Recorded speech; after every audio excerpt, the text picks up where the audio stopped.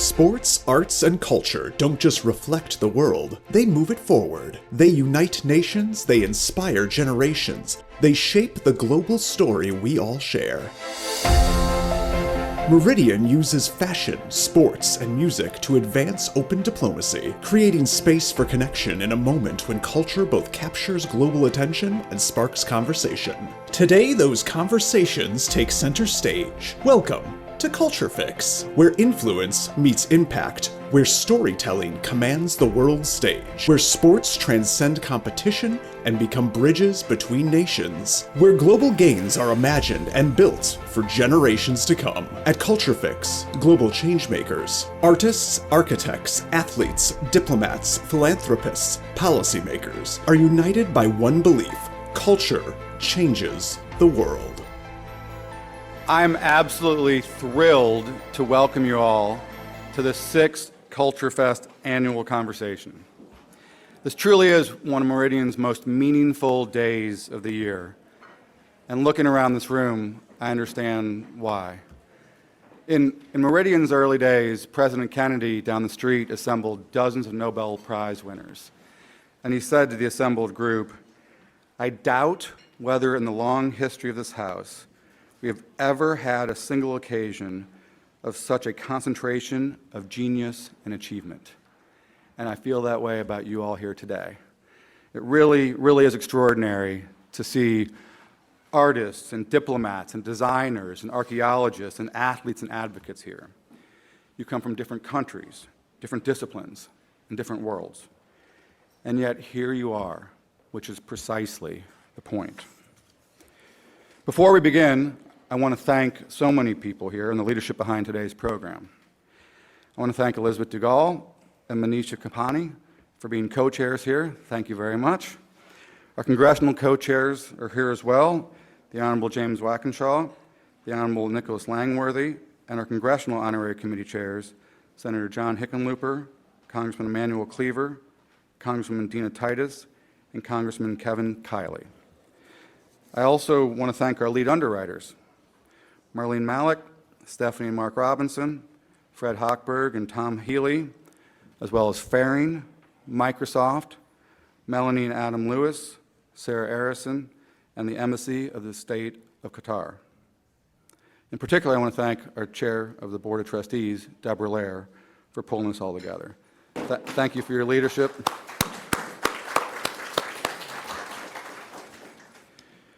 Now, thank you all, and I'd also like to thank members of our host committee for helping bring this extraordinary day to life.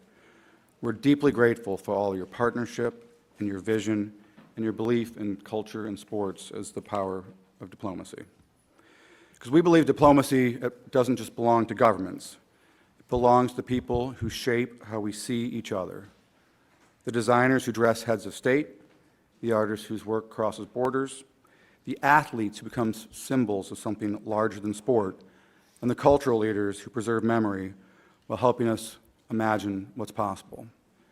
In fact, one of my earliest memories is of the 1976 Olympics and attending in Montreal. And I was in the stadium with gold medalist Caitlin, then Bruce Jenner, as well as Queen Elizabeth. And that transcends sports, diplomacy, and culture in a way that left a lasting memory. And that's what Culturefix is truly all about. And that idea of athletes as diplomats is not theoretical for us. 1 year ago, we formally expanded our Culture for Cultural Diplomacy to include sports. And since then, the momentum has been real and is only picking up. Our first ever Diplomacy Sports Forum had conversations with leaders like Roger Goodell of the NFL and Gianni Infantino of FIFA, even having the World Cup in this room. Today, we're welcoming 3 Olympic gold medalists into this dialogue. It's a reminder that whether through art, design, or sports, the ways we connect often travel farther than any policy ever could. We all have an extraordinary power to build understanding where words fall short. So I hope that's what we'll do today. And we are lucky to have a friend of Meridian and a friend of mine, Shannon Sprenger, who's a Deputy Assistant Secretary at the Department of State for a professional and cultural exchange.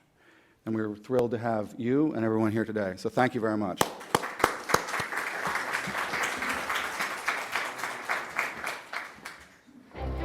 Good morning, everyone. Thank you, David, for that incredibly warm introduction. I really do appreciate it. And thank you to the entire team here at Meridian International Center for bringing us all together for the 6th annual Culturefix conversations. Meridian honestly has been a valuable and longtime partner of the Department of State, and this annual event truly has become a premier showcase for how we bridge worlds through our arts, culture, and our sports. And I am especially honored to be in the room with this year's incredible honorees, Reem Acra, Dr. Zahi Hawass, Jeff Koons, and our phenomenal Olympic Team USA gold medalists, Ilia Malinin, Breezy Johnson, and Lillis. Each of you represents the pinnacle of talent, drive, and mastery in your fields, and we're so grateful that you're able to share your insights and your time with us today. And I can't stress how important it is to take the time to really dive deep into the crucial role of sports and culture in the global competition and global cooperation, and how the United States shows up on the world stage. To begin, I want to take a moment to recognize something that I think we sometimes take for granted, but the rest of the world already knows, and that is that American culture is a global phenomenon. It's not a soft afterthought to our foreign policy. It's one of the most powerful forces shaping how the world sees us, understands us, and connects with us. Think about it. What happens when you travel abroad? You get into a taxi in a foreign city. American song is playing. You turn on the television in a hotel halfway around the world. An American TV show is on. You see kids wearing a Tom Brady jersey or a New York Yankees hat. You meet professionals who learned English by watching American movies and films, who dream of one day visiting the United States. That is American power, and it does not require policy papers or diplomatic cables. It travels on its own. And so at the Department of State, our educational and cultural exchanges that take place around the world and here in the United States have the capacity to be strategic tools of American statecraft. And to that extent, we're not simply exporting our arts, our sports, and entertainment, we're also exporting our values: freedom, creativity, excellence, and opportunity. And the world is watching. And because of that, the State Department and the Bureau of Educational and Cultural Affairs does not implement programs simply for the sake of implementing programs. In this era of strategic competition and evolving global challenges, every initiative and every taxpayer dollar must demonstrate clear value to advance our nation's core security and economic interests. When we share American culture, we are opening new markets for American businesses. We're protecting our competitive advantage, and we're building networks that advance safe, prosperous, free world. The United States leads in every major sector, from technology and business to arts and athletics.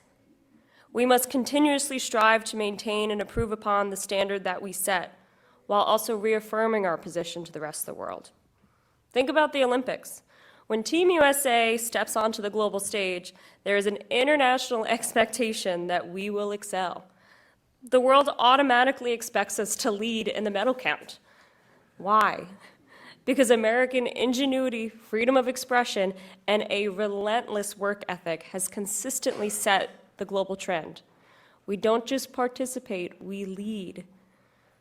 Our gold medalists that will be joining us here today and are here in the room are proof of this. Therefore, our mission is to export that standard of American excellence and then also bring back real benefits to Americans here at home.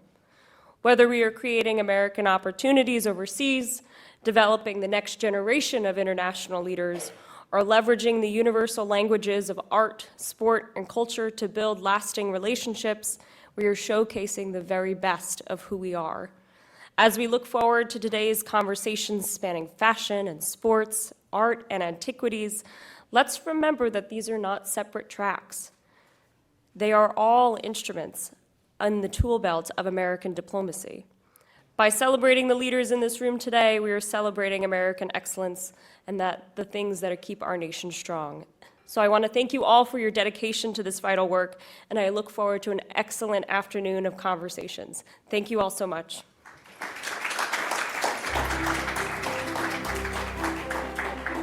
Please welcome Amna Nawaz, co-anchor of PBS NewsHour, and Reem Acra, renowned fashion designer and 2026 Meridian Cultural Diplomacy honoree. Hi, good morning, everyone. Thank you so much for having us here. What a great room. We've got good energy. Reem, it's so lovely to see you. Thank you for being here. Oh, thank you. My pleasure. I'm excited to be here.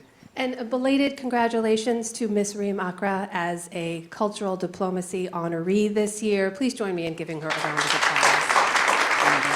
Thank you. Thank you. So I want to talk about your work, about you and how you came to be this global icon you are today. Before we talk about its impact today, you have built an iconic global fashion brand, and I think it's fair to say it is deeply rooted in a very personal design point of view.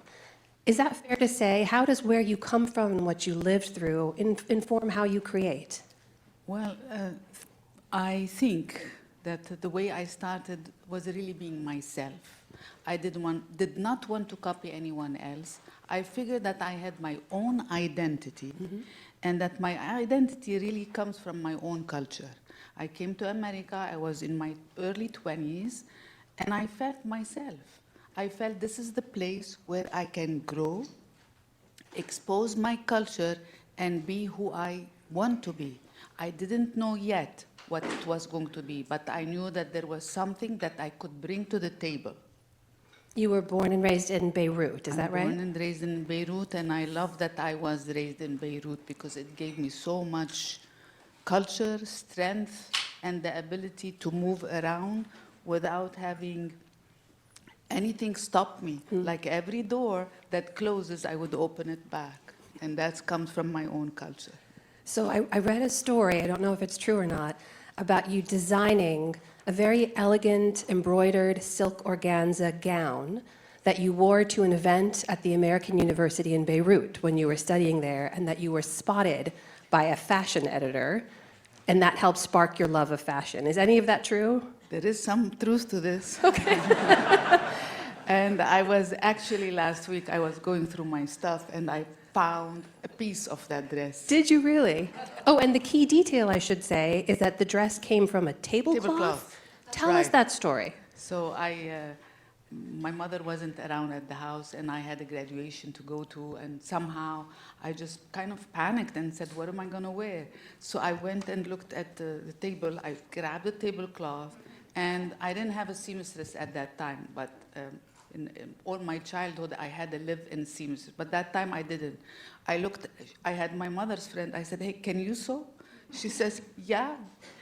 Let's open the sewing machine. And I said, okay, let's make a hole here and put this together, and that's it. And that dress was the talk of the town, and this is how it all started, somehow. And you just found a piece of it. I found a piece of it. It's in my garage right now. Stays with you today. You mentioned coming to New York and finding your path. We should mention you studied at the Fashion Institute there, at its sister facility in Paris as well. You worked in Hong Kong, I believe, as well, before launching your bridal line in 1997. I'm curious about how you hang on to the things that make you you, because when you're unique and navigating institutions where momentum and the center of gravity tend to be very powerful, sometimes there's a tendency to round the sharp edges or numb some of the details, but you've hung on to what makes you unique. How did you do that? I think really, for me, what matters the most is being myself, true to myself. I didn't want to, it wasn't about becoming famous or anything like this. It was about me being happy. And being happy is kind of really staying the way I always lived. I wanted my culture part of who I am. I didn't want to deviate. I thought I had, and I truly think still, that I have something very special, that I could combine two cultures, and I didn't want to be different. I wanted to be who I am. No, that's it. Did you feel any pressure along the way to try to change who you are, to be more like other people or try to cater to different audiences? Yes, you know, the economy kind of leads you to like and puts you in a corner and saying that you need to do this, you need to do that. And then just lately I decided, oh, the hell with all this, I don't need it anymore. I'm really going to stick to what I love the most, being at the atelier and working with my people. You know, they come from all over the world, from China, from Spain, and just working with these people gives me joy.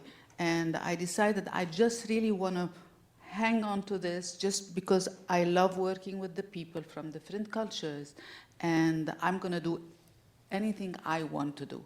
And the world has to accept it or not accept it. To hell with all of this is sort of just my internal monologue some days. We should mention as well, growing up in Lebanon, you did witness, you survived, you endured the Lebanese Civil War, which, just as a reminder, I mean, tens of thousands of Lebanese people were killed. It led to the exodus of some million or so people. I will say, having covered conflict and war, for anyone who never has to live with that kind of insecurity is truly a privilege. It's a formative experience. It absolutely changes how you see the world and your place in it. I wonder how that experience for you, witnessing what you did, living through what you did, how does that inform how you approach your work, how you create? Well, wow. Big, long question. I loved living that part of my life during the war. It gave me so much strength. It taught me that what I just said before, if a door closes, you open another door. If there is no hot water, it's okay, you take a shower with the cold water. If there's no drinkable water, we'll put it in the sun, and the sunlight will kind of make it all good. It taught us so much. And I'm blessed that I lived this part of my time here on earth in Lebanon to understand all of this, and it just gives me the strength to keep going. That is fascinating to hear. You don't often hear people essentially say they're grateful for having lived through that experience. Very grateful. The resilience, the resourcefulness that it taught you, where does that show up today? How do you think you apply that today? The door never closes. I will always think about the future, there's always positive things in my head. It's never negative. It's always there's a way out. And that's a blessing that I learned throughout the years. I'd be remiss, Reem, if I didn't ask you about our current environment and what's happening now in Lebanon, where there's now another war unfolding and a sort of stop-start to a ceasefire or a cessation of fighting. What's it like for you to watch this unfold from afar? Oh, of course, it's so difficult. It's so difficult because my friends are there. We talk to them all the time. We converse about what's happening, and my heart is kind of sad about the things that are going. It's hard to tell what the future will be, but I hope that things will be positive. I hope that things get better. I want to go there. I mean, I'm selfish. I want to go. I want to visit, and I'm not able to right now. But I'm hoping for the best and that things will get better. This idea that your work can have impact beyond the people who wear it, the people who see it, the people who bear witness to the process. I mean, fashion is the first thing we see about each other, right? It's the first thing people know about you before they know what faith you practice or where you come from or anything about your background. How do you view that in terms of your work sort of representing people out in the world when they're first seen? I mean, I was blessed to work with brides for many years. I think I've been in this business about 27 years, and it all started with making dresses for brides. But that taught me that I needed to look at the woman herself, not at fashion, but the woman herself, and understanding quickly. I didn't have enough time, so I needed to understand what really she wants, understand her character, and people thought that I was like a fairy, like I could understand quickly. It's because I kind of absorb the energy of the people and understand what they want and what they should look like at their best event, at their wedding, or at any of their events, whether it's a bride or a first lady or someone who wants to be impactful or be themselves. I wonder if you look at your work as playing a role in diplomacy. Do you look at yourself as creating work that's able to bridge divides and help people understand each other better? Oh, absolutely. You do? Tell me how. Absolutely. I think from the very beginning, my goal in life and in my career is that I always wanted to blend the East and the West. The Silk Road meant a lot to me as a fashion designer, as an artist, as a creator. And I always liked to look at the East and blend it with the West because I lived in the States when I was 6 years old for a year. I went back and lived in Lebanon again and came back to New York. I lived in Paris. I lived in Hong Kong. So I kind of have lived all over the world in a way where I could absorb different cultures. And I believe that this cross-culture is very important. I also rely on the past giving me inspiration for the future. I love everything about the past. My mother used to take me to the souks of Aleppo, Damascus, Beirut, Lebanon, and she used to teach me how to grab and look at things in a different way. And you think about how people hear Aleppo and Damascus today, it's a very different context a lot of Americans in particular have for those locations. I wonder if you feel like a pressure to represent in a certain way, because for many people, your work and your designs and your creations may be the first time that they're getting real detail to some of these places. Yeah, well, I started this about 27 years ago. The first ad campaign that I have put on the market is a wedding dresses with embroidery from the Turkish Empire. In a format where a bride is using the oud, it means it's an instrument. So it was really very clear that I was focused on cross-culture. And that has been from the very beginning. It was me, my identity. So no effort here. It is who I am. What kind of reactions do you get from people? I mean, you've dressed some of the biggest stars on the planet, right? Do you ever get a strong reaction to your work from people who've never come into contact with those kinds of designs and design story? Well, I love to hear their kind of what they think about the designs. I get many messages thanking me for creating something that make them look good. Actually, it's not about looking good, it's about feeling good. It's the confidence that I bring to the table and not really the fashion. I'm not a fashionista. I don't dress like a fashion person. I'm more an individual who loves cultures and who loves aesthetically beautiful things. I wonder at this moment, right, we talk a lot about America marking her 250th this year. What role do you think your work plays in that cross-cultural effort at a time when divisions can seem very deep, divides can seem very wide, there's a lot of misunderstanding across distant cultures? Do you feel like there's more of a responsibility for your work to fill some of the gaps that have been left there? How do you look at that? I think I've done the work when it was even more difficult 27 years ago. Who would have thought? I think I did the work already, and I paved the path.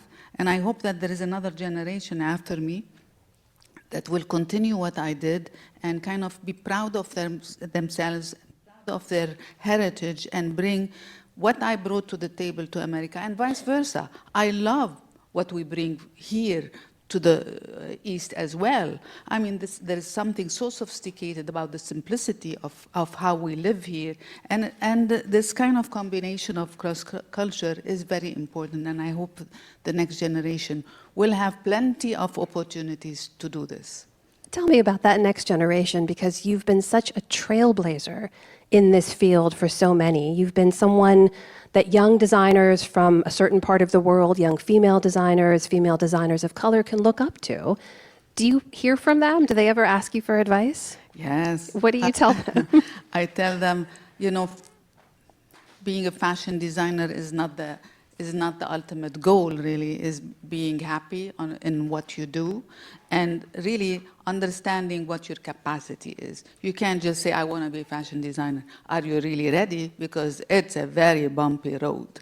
So I just say, you have to really understand what you want. And once you do, you can thrive and become who you're supposed to be. It's interesting to hear you say you don't see yourself as a fashion designer. That's how we all know you. That's how you've made your brand and your name. So how would you describe yourself? What is your role here? Maybe someone who blends the East and the West, the past and the future. I think I did fill this role in many ways. So maybe that. Your happiness has been a key thing you return to again and again, even as we were talking in the other room. Does the work still make you happy? What's changed about the work over the years that lets you hang on to the parts that make you happy? You know, there is a big part of my world, the fashion, that is not easy. It's, as I said, it's a bumpy road and very difficult. So sometimes I want to give up, but then I go to the atelier with these ladies that are sewing my dresses one piece at a time, and I kind of play with them as if I'm like playing in kindergarten, and I'm like, well, that's exactly what makes me happy. And the other thing is meeting women and understanding the woman and empowering them and giving them the confidence that they are thriving to have. And this, for me, is the biggest thing that I have accomplished in my career.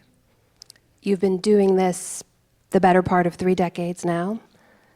Is there advice that you would give your younger self as you look back on this bumpy road that you've walked, something you'd do differently if you had to do it again? There are so many things I could have done better than I did right now, but I'm thankful for my journey. I'm happy with what I have accomplished, and if this is what God gave me, this is what I am thankful for. Are there things left undone? Is there a big dream ahead, someone you haven't worked with yet that you're dying to be able to do so?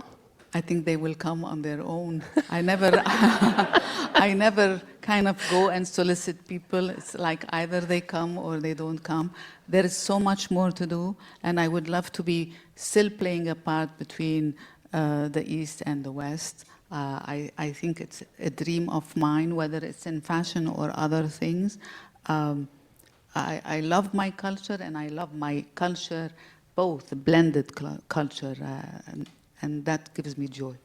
Reem, you live with such a generous spirit and clearly with so much gratitude, which is something I know I'm inspired by. I'm sure you are all as well. I wonder, as you look ahead now to whatever it is you want to do next, what is it you want people to take away from this idea who may think, well, fashion is maybe superficial or frivolous, that it's not central to who we are or to connecting us as people? What would you say to that? I say that fashion, if you don't think about the word fashion is part of who we are. What we wear every day, the colors that we put on, the way we handle ourselves in our wardrobe tells it all. It either gives us confidence or kind of puts us on the side. It's not about spending money, or it's just about feeling yourself, being confident in your own element, and this is what fashion brings to the table. I think that's it. Ladies and gentlemen, please join me in thanking Reem Acra. I'm going to open it up now. Anyone in the room with questions for Reem? Yes, right here in the front, please. I think there'll be a microphone coming to you if you wait right here in the front, the red and white, please. Thank you.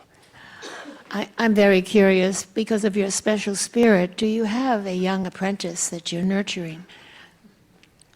Oh, do I have a young person I'm nurturing? I think there are many young people around me that ask me questions and come and meet with me almost every week. And what I give them is really trying to guide them on not dreaming the wrong dream, is dreaming the right dream. You don't have to dream that you have to be the most famous fashion designer. That's not the goal. The goal is to dream on what you were given, understanding what your capacity is, and taking that and making something out of it. Dream the right dream. That's good advice. Any other questions in the room? Yes, right there in the middle. Thank you. So I can absolutely confirm that you are marrying the East and the West, because half of my family has worn your bridal gowns of various modesty requirements. So looking at your pre-fall, there's something about look 32 that has stuck out to me. And for those not familiar, it is a long sleeve, straight sheath white with a black stripe. There's something about it that looks like your vision of the future, and I wonder if that's true. I'm trying to remember look 32. Can you describe it a little bit more for us, maybe? Sure. So I'm assuming it's silk, having not seen it in person, but it is, you are essentially covered from head to toe without noticing. And the collar is black. There is a straight black line with some little detail. I think I got it. I think it's well, yeah, it's I'm in general kind of designed with a conservative attitude. I am not someone, if somebody comes to me and says, I want to look sexy, I'm like, you're not in the right place. I'm going to make you look sensual, not sexy. So sometimes being covered could be sensual. I think there's a fine line between how you present yourself and that particular dress. Yes, it happens to be crew neckline, long sleeves, black, very kind of proper with a center embroidery on the center of the dress. I'm not sure that it represents the future. I think it represents me in general. So yes, that's a good representation of who I am. I love the specificity of the question. We're all going to be Googling look 32 from your next line when we leave here. Yes, right over here. Thank you. If you just hang on one moment, please, we'll have the microphone come to you. What a marvelous, marvelous presentation.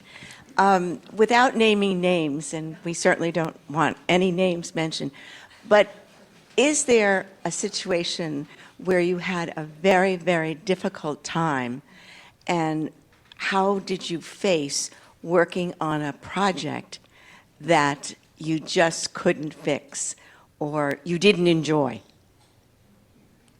Or feel free to name names. That's fine if you want. No, names you'll never hear from me. I've worked with many, many important people. I have been the go-to if they wanted to keep something secret. So I'm used to this. Yes, I have worked with brides. Let's put it in general. Brides are difficult. So 27 years of working with brides had taught me that you have to be very kind of patient, but at the same time powerful, because they need someone to guide them and to tell them the truth. So I was able to balance between what the customer wants and between what I think they should look like. It's the balance. And yeah, I've had very difficult times, but I always was able to kind of open that door. The door that was closed, I always opened it. I'm very confident with my work, so nothing stops me. With any difficulty, I always manage to kind of be meaning really bring to the table exactly what I want. It's a terrific question. Thank you. Yes, just 2 seats down. Right here up front. Yep. Thank you. Hello, and thank you again. As a fellow Lebanese American, I want to bring you back a little bit to that bridge builder between the East and the West. Do you feel that sometimes it comes at the expense of living in this in-betweenness that we sometimes feel, where we don't fully belong there and we don't fully belong here anymore, and we're in kind of this world that we build for ourselves? A great question that I think every Lebanese kind of questions themselves. Yes, I live in a bubble, and that bubble is out there. It's not a country, it's a culture. And that culture is a blend of two. And I live with it, I know what it is, and I protect myself, and I know that I am not totally this, nor totally that. I'm the in-between, and I have to live with it. It is my destiny, and I have to just really teach myself that this is it. You know, I'm not dreaming that one day I'm going to go back to my old culture. It's gone.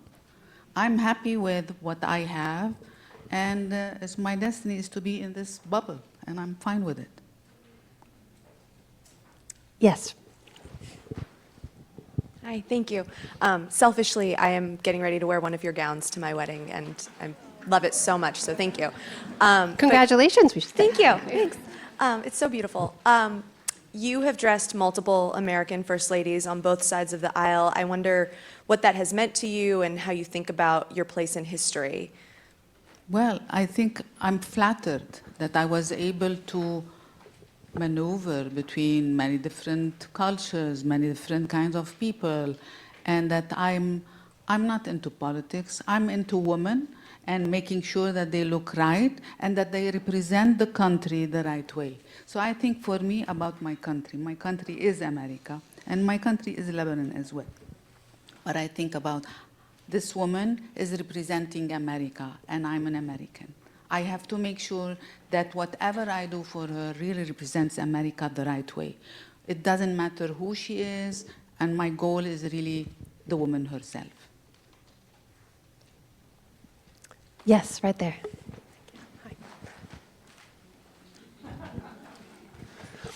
Hi, I'm Kevin Barron. I'm a man in the room.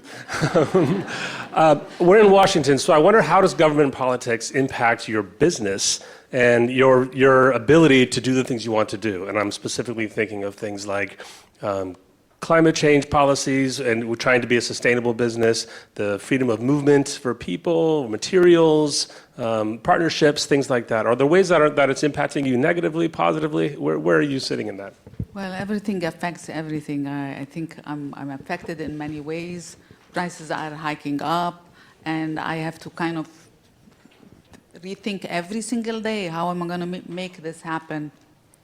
And on top of it, add that Saks Global went Chapter 11. That didn't make the industry kind of great, so it really kind of affected us. So beside all the things that are going around us, whether it's taxes or whatever, there's also another part that is playing a role.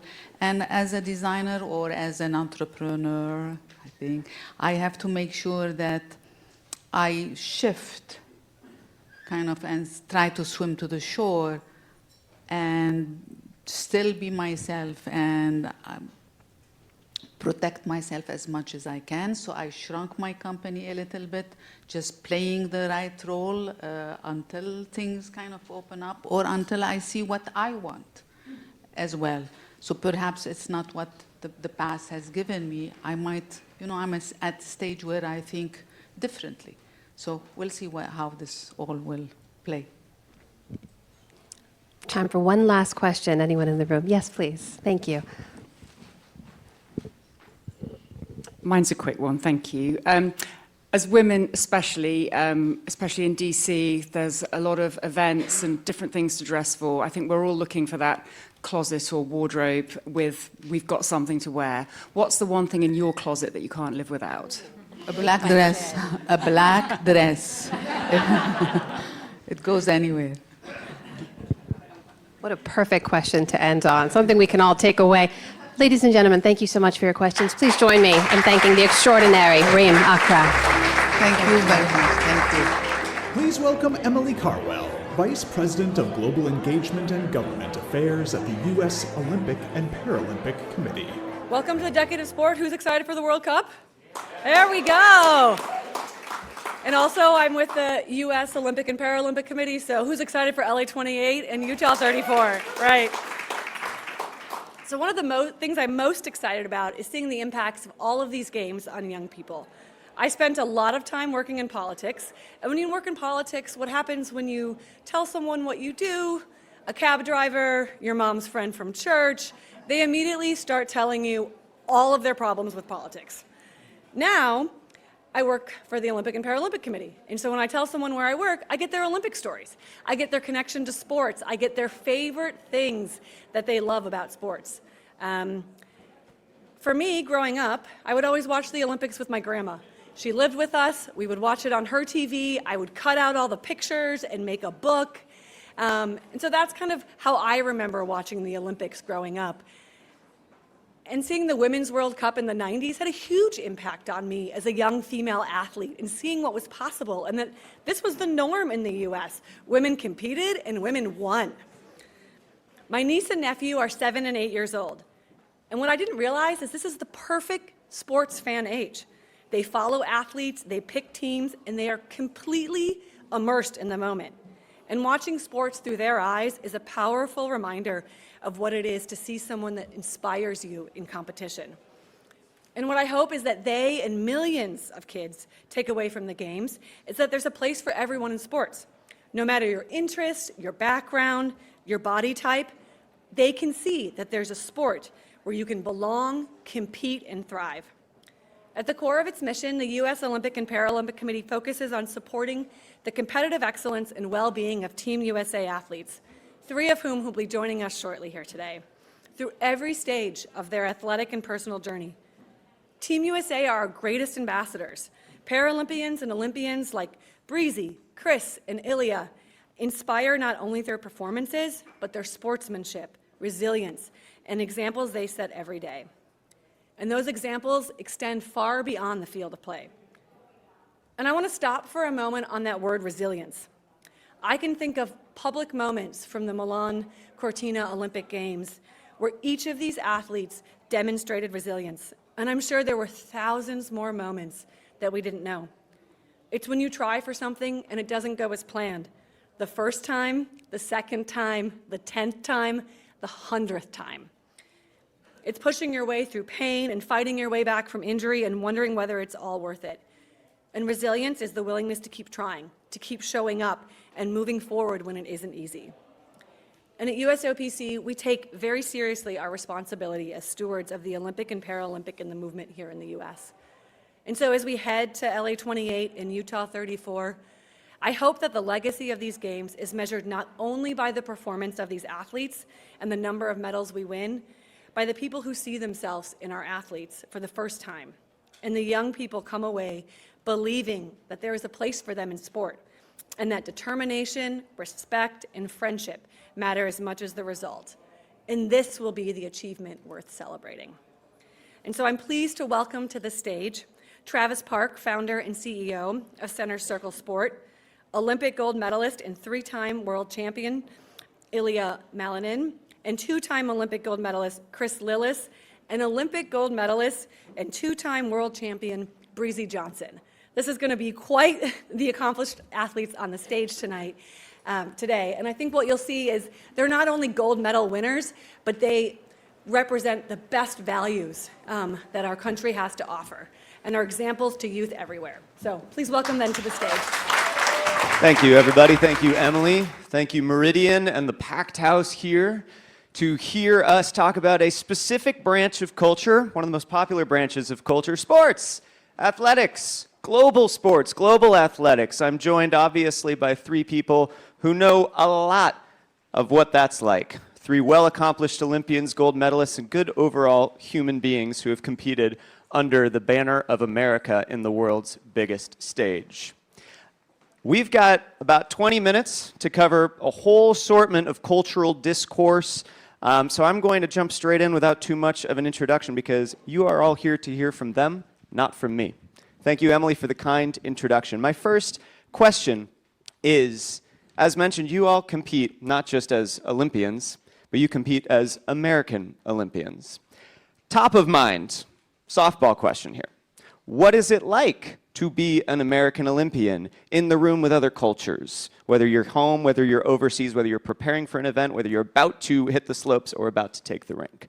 What is the first thing you can tell this audience who's probably never had that experience what that very privileged but very intense position is like? Ilia, I'd like to start with you.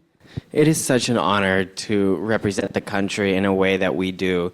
We take a lot of pressure going into something like an Olympics or a World Championships or any competition representing Team USA. It's always such a privilege to be able to be recognized by all of our fans and supporters who see us come out there and really wish us the best. And it really shows that there is so much beauty to the US with all of our sports and what we do. Breezy, suddenly everybody is an expert at downhill skiing when they tune in to watch you. Whereas maybe they've hit the slopes and done some bunny hills before, but suddenly they're watching you and they're really, really into it. Not just because you're amazing, but because you represent America. What's it like for you? Yeah, I mean, I think the U.S. has always been very sports focused, and that's really incredible. I think that it's a double-edged sword, of course, because I think we in the U.S. have a great love for sports, but we also have a great expectation for sports. And I think having been in the sport for so long, I think that, you know, the piece that I wish people would take away is that winning a medal of any color is an incredible accomplishment. Winning gold is oftentimes a little bit more luck than it is like skill in comparison to, you know, other medals and the great accomplishment of being an Olympian. So I think that that's, you know, the interesting piece of the double-edged sword that is competing for this country, which is super incredible. Chris, you're a Yankees fan, but first off, you're a freestyle skier for the United States. What's it like to be a freestyle skier for Team America? Well, I think I'll just kind of build a little bit off what Breezy said. Is Americans like to win. And Chris is a Yankees fan. You know, Yankees fans like to win too, but we've been a little bit starving for the last couple of years. But Americans like to win. So when you meet someone on the street and they ask you, like, you know, did you compete in the Olympics? And you say yes. Usually the first question they ask you is, did you win? And I'll tell you, it's a hell of a pleasure to be able to say yes, actually, I did win. But it's a real burden having to live up to that kind of expectation, but there is no more special feeling than having the national anthem played while you're standing on top of the podium, really at any level, including World Cups and when we're traveling around, but especially at that Olympics. It's something that just really completes that moment. And I couldn't imagine representing another country. So yeah, hopefully get to go back in 4 years and do it again with the Stars and Stripes. There we go. Chris, I'm going to stay with you on this one. You know, we talk a lot about how the Olympics, it has this aura of this global sporting event that transcends politics, transcends cultures, everybody's together under the rings. Doesn't always feel that way. Let's be honest. It's a very contentious, you know, climate right now, and when you get off the slopes, you're not just immediately Chris the skier, you are suddenly Chris the American skier, and you've got a microphone stuck in your face, and you have to juggle, well, am I going to talk about how I just did, or am I also going to talk about what it's like to be an American? You've obviously spoken about this before. How do you juggle those two personas, being Chris the skier and Chris the American skier? Well, you know, I definitely had a pretty interesting experience with this at the Olympics. I was asked a question about ice, and especially, you know, if we remember the Minneapolis protests and things that were going on at that time, and really just how it felt to represent the United States. And I answered, you know, how I felt honestly. I said I was heartbroken about what happened, and I tried to preach a message of love and respect for everybody, and so trying to treat Americans with love and respect. And I got a lot of backlash, one might say, really just a lot of, you know, it's a contentious issue. And really to me, it felt like broaching the subject at all was the sin. It wasn't really what I said one way or the other. It was talking about it in any way was going to get people hot and bothered. It was interesting perspective for me because the day before, I got the opportunity to meet the Vice President and the Secretary of State, J.D. Vance and Marco Rubio. And I took some pictures, and the ski team posted that out, and I had people hit me up on social media being like, how could you meet the Vice President of the United States? And, you know, you kind of like block that stuff out, but that was like just, then the next day, the complete other side of the political spectrum was how could you broach this subject on ice? And so for me, I think that as an athlete, it's always going to be a tough thing to juggle, but you don't want to be evasive. You want to be yourself. You want to be able to answer honestly. And for me, it was just about preaching a message that I felt was right, love and respect, and treating people, you know, with dignity. And so, yeah, it's a difficult thing to juggle. And honestly, it's a privilege to have the platform to be able to speak your mind and come forward in a genuine way, but it's not without its risks, for sure. I understand. By the way, if either of you ever have something else to add, feel free to hop in, but I do have many more questions for you right now.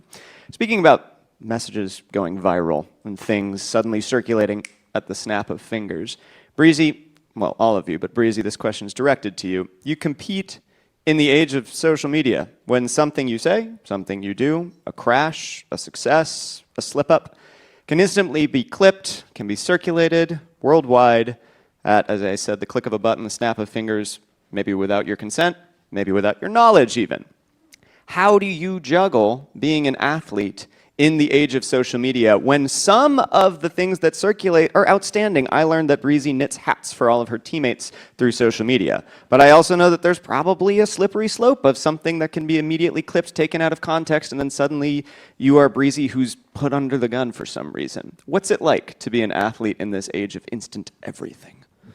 Yeah, for me, I think there's a piece of it that you have to let go. I mean, after, you know, I won, I was the first gold medal, and shortly after some of these sort of flashpoints with some other athletes, and, you know, I had some, you know, I took my hat off on the podium and then was immediately clipped by certain news organizations saying that I was on one side of the spectrum or the other, which I thought was very strange, and I sort of think generally sometimes we need to not think so deep about things.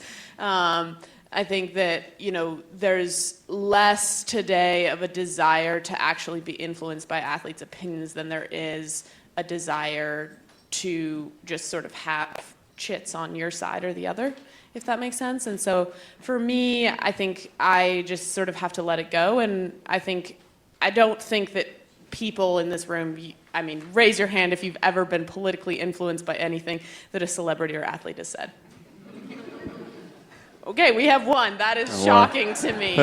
You know, I think that in many ways, for me, I think the bigger impact that I can have is to, you know, utilize my platform, make money, and donate it to causes that I think are important to me, and actually try to create some benefit in communities that I think are important, much more than, you know, putting out a social media post that says X, and then sure, one side of the aisle or the other gets to like have me on their team, but does that actually make a difference in anyone's life? I don't think it does. And so that's, I would say, where social media lies for me, is that there's some level that you have to let go, and there's some level that, you know, you have to realize that what you do physically in terms of, you know, where you donate your time, where you donate your money, matters that much more.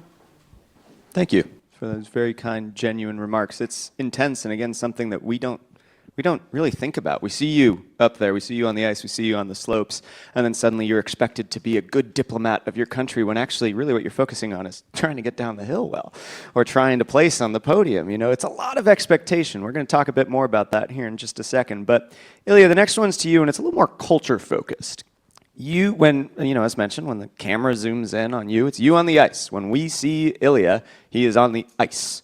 We do not see you too much off the rink. We don't see you in the changing rooms. We don't see you on the buses. We don't see you training when you are surrounded by fellow athletes who at the time are probably some combination of friend, athletic foe, and foreign representative themselves, somebody from a different culture. What's it like to skate alongside or against people from totally different parts of the world? People maybe who don't speak English or don't speak English well, or but still speak the same language of your sport. What's it like to be an international athlete at the highest level? It is definitely an honor to be representing, going to these international events, seeing all of these different cultures come together, and you kind of realize when you're in this space a lot that it's more than just the politics, it's more than just the cultures, it's really about the love for the sport. For me, it's figure skating, and for them, it's skiing. It's just seeing all of these different people have the same passion for the same or different reasons really gives you that, belief that there is a world outside of all of the things that happen in the world right now. And for us, we go there, our focus is sport, and we just love to get along with each other. And for those even, we don't speak the same language, but we have a common interest in, for me, it's skating. So it is really nice to be part of this community. Do you have good friends who are French skaters, Italian skaters, Japanese skaters, and so on? Yes, I have a friend in every country that really represents all of, we come together as a whole group of skaters, a whole skating community. It's just, again, it's really an honor to be representing that. A friend in every country is a cool phase. I think the other piece that I'll say is that I think sport, because it's so structured, I think allows people to understand people better. I mean, I think so many diplomatic missions would be better served by having a 30-minute soccer match between the diplomats afterwards. Like, we do that with our coaches, and I think it often diffuses so much tension to realize that in sport there's sort of something bigger and something smaller, I guess, that always exists. Wait, you have a 30-minute soccer match between your coaches afterward? Yeah, so all the different countries. Oh, cool. Yeah. We had the congressional soccer match in D.C. yesterday. I can't say that it's always the same camaraderie, but the attempt is there. Sports diplomacy at work, everybody. Yeah, I would just kind of echo, like, I have some of my best friends in the world are athletes that compete for other countries that I've competed with. We're growing together. We're all trying to grow and get to be the best in the world together. And a lot of times the same age group, same age range, even a lot of athletes date in other countries. So like there's a lot of camaraderie. It really is a big family of athletics, especially within your sport. And just a cool thing that I would throw out there is that, especially in my sport of aerial skiing, we've got a very strong Russian team and a very strong Ukrainian team, right? And they're very talented. These athletes, even through everything that's going on, the athletes themselves, they're friends. And, they compete against each other. Their countries are having a war against each other, so maybe they're not competing against each other as much as they used to. But they're friends. The geopolitics, all that stuff, that is far beyond the control of most athletes or people, but they share a common goal. They train together when we were competing, and they're friends. And for the most part, the international community, I'd say athletes, very few enemies, a lot of friends out there. I love to hear that. You are people, yes, but you are suddenly people thrust into the global spotlight, and as you said, there's nothing you can do to coordinate or push back against what's going on in the world, but suddenly you're in the middle of it because you wear Team USA across your chest or you have a medal placed around your neck. And I want to kind of quickly transition to the area of education. This is very partial to me. I work for an organization that trains athletes in diplomatic affairs because in today's world of instant everything, international everything, we're about ready to host a World Cup here in the United States and Mexico and Canada, by the way. We always forget, or we seem to just say it's the US World Cup. There's 3 hosts. But we look at these athletes amidst all of the stuff that's going on in the world as mini diplomats, as mini representatives for your nation. To me, this feels unfair. You are focusing on being the best version of your athletic self as possible. As mentioned, you can't control everything that's said to you or said about your country, but you must have to have some sort of preparation or a little bit of information of, hey, you're about ready to play against an Israeli athlete or a Ukrainian athlete. There's also a Russian on the slopes. Do you have, just a baseline information of what's going on so that you're aware or that you can make a culturally appropriate comment and so on and so forth instead of just being like, okay, go for it. See it at the bottom of the slope. Breezy, do you get much education or preparation from a non-Olympic athletic standpoint? Do you get much in terms of here's what cultural nuances you need to look out for. Here's what socio-political touchiness you need to look out for. And if not, do you see a need for this type? Yeah, I mean, I would say we aren't typically super well briefed on that. I think that, actually the piece that is expanding at like a fast rate that was overwhelming for, I think, the sort of social media and the athletes at this last games was the sort of geopolitical climate within the U.S., not even just more broadly across the world, but just within the states that was, all-encompassing, the political rhetoric, the aggressive questions by the media repeated over and over again. And so there's definitely a need for more knowledge. I think that there's also sometimes that conversation needs to happen more organically. There's a lot more geopolitical talk that we're engaging with each other, just in a, broader international sense of traveling the world than there is, more formally. But I do think that is a place that we need work. Do you kind of quickly, on the bus or offside, does that become a topic of conversation? Like while you're waiting, 3, 2, 1, down the slopes you go? Or is it... Not 3, 2, 1 down the slopes we go, but around the dinner table, we're traveling. It's unavoidable. All the time. We're talking, amongst our teammates. We're talking amongst other athletes. So yes, there's definitely political discussion there. I can imagine. Feels natural. And I would just add that I think a lot of the training that we get as far as geopolitically, internationally, it's really about keeping athletes safe. And so less about not making someone upset or, posting, but really more about keeping safe. So like depending on what country you're in, we've had, situations where they're like, don't wear the flag, don't wear your uniform around town, maybe put duct tape over the logo on your suitcase so people don't know it's a U.S. ski team suitcase, things like that. Yeah. And then depending on what country you're in, I think it's important to remember that not every country has the same freedoms that we have here in the U.S., literally. So I remember competing in Beijing. They were really big, like the food was terrible in the village. pretty low grade. It was much better in Milan. I think our village was. You're telling me the Italian food was much better? Well, I'm just talking overall quality, but they were like, so the reporters at the Olympics, they kept asking, like, how's the food? They know it's not good. So they're trying to kind of like, but we were told, like, say it's good, or say, I'm just here to focus on my performance. But they're given that thing because if you're insulting the government, if you're insulting things, and you're in China, or you're in Eastern Europe, or some of these countries, as an athlete, you're not protected. And so I think a lot of the education we do get is how to stay safe, how to stay out of jail. That's always a big one. They're like, but young athletes coming on tour, like there's times we'll be out in Kazakhstan or China or whatever, and maybe they're just 19 and being 19, and you're like, hey, this isn't the spot for that. Don't climb on the Kremlin. Bad idea. But so I think it's about keeping athletes safe, but then at the same time, I think that our delegations and NGBs do try to give us opportunities to speak our mind if we want to, but it's really their concern is for the safety of athletes, especially while abroad. Most of the requests that I get from an athletic perspective are not, hey, we want to make a stand when we go abroad. It's how do we not do anything? How do we not step in it is always the phrase that I hear. So that sounds pretty accurate. Got time for 2 quick more questions. Chris just mentioned a lot of times there's young athletes. Ilia, you know a lot about what it's like to be a young athlete, not just a young athlete, but a teenager, now early 20s, competing again at the highest level with a spotlight always on you.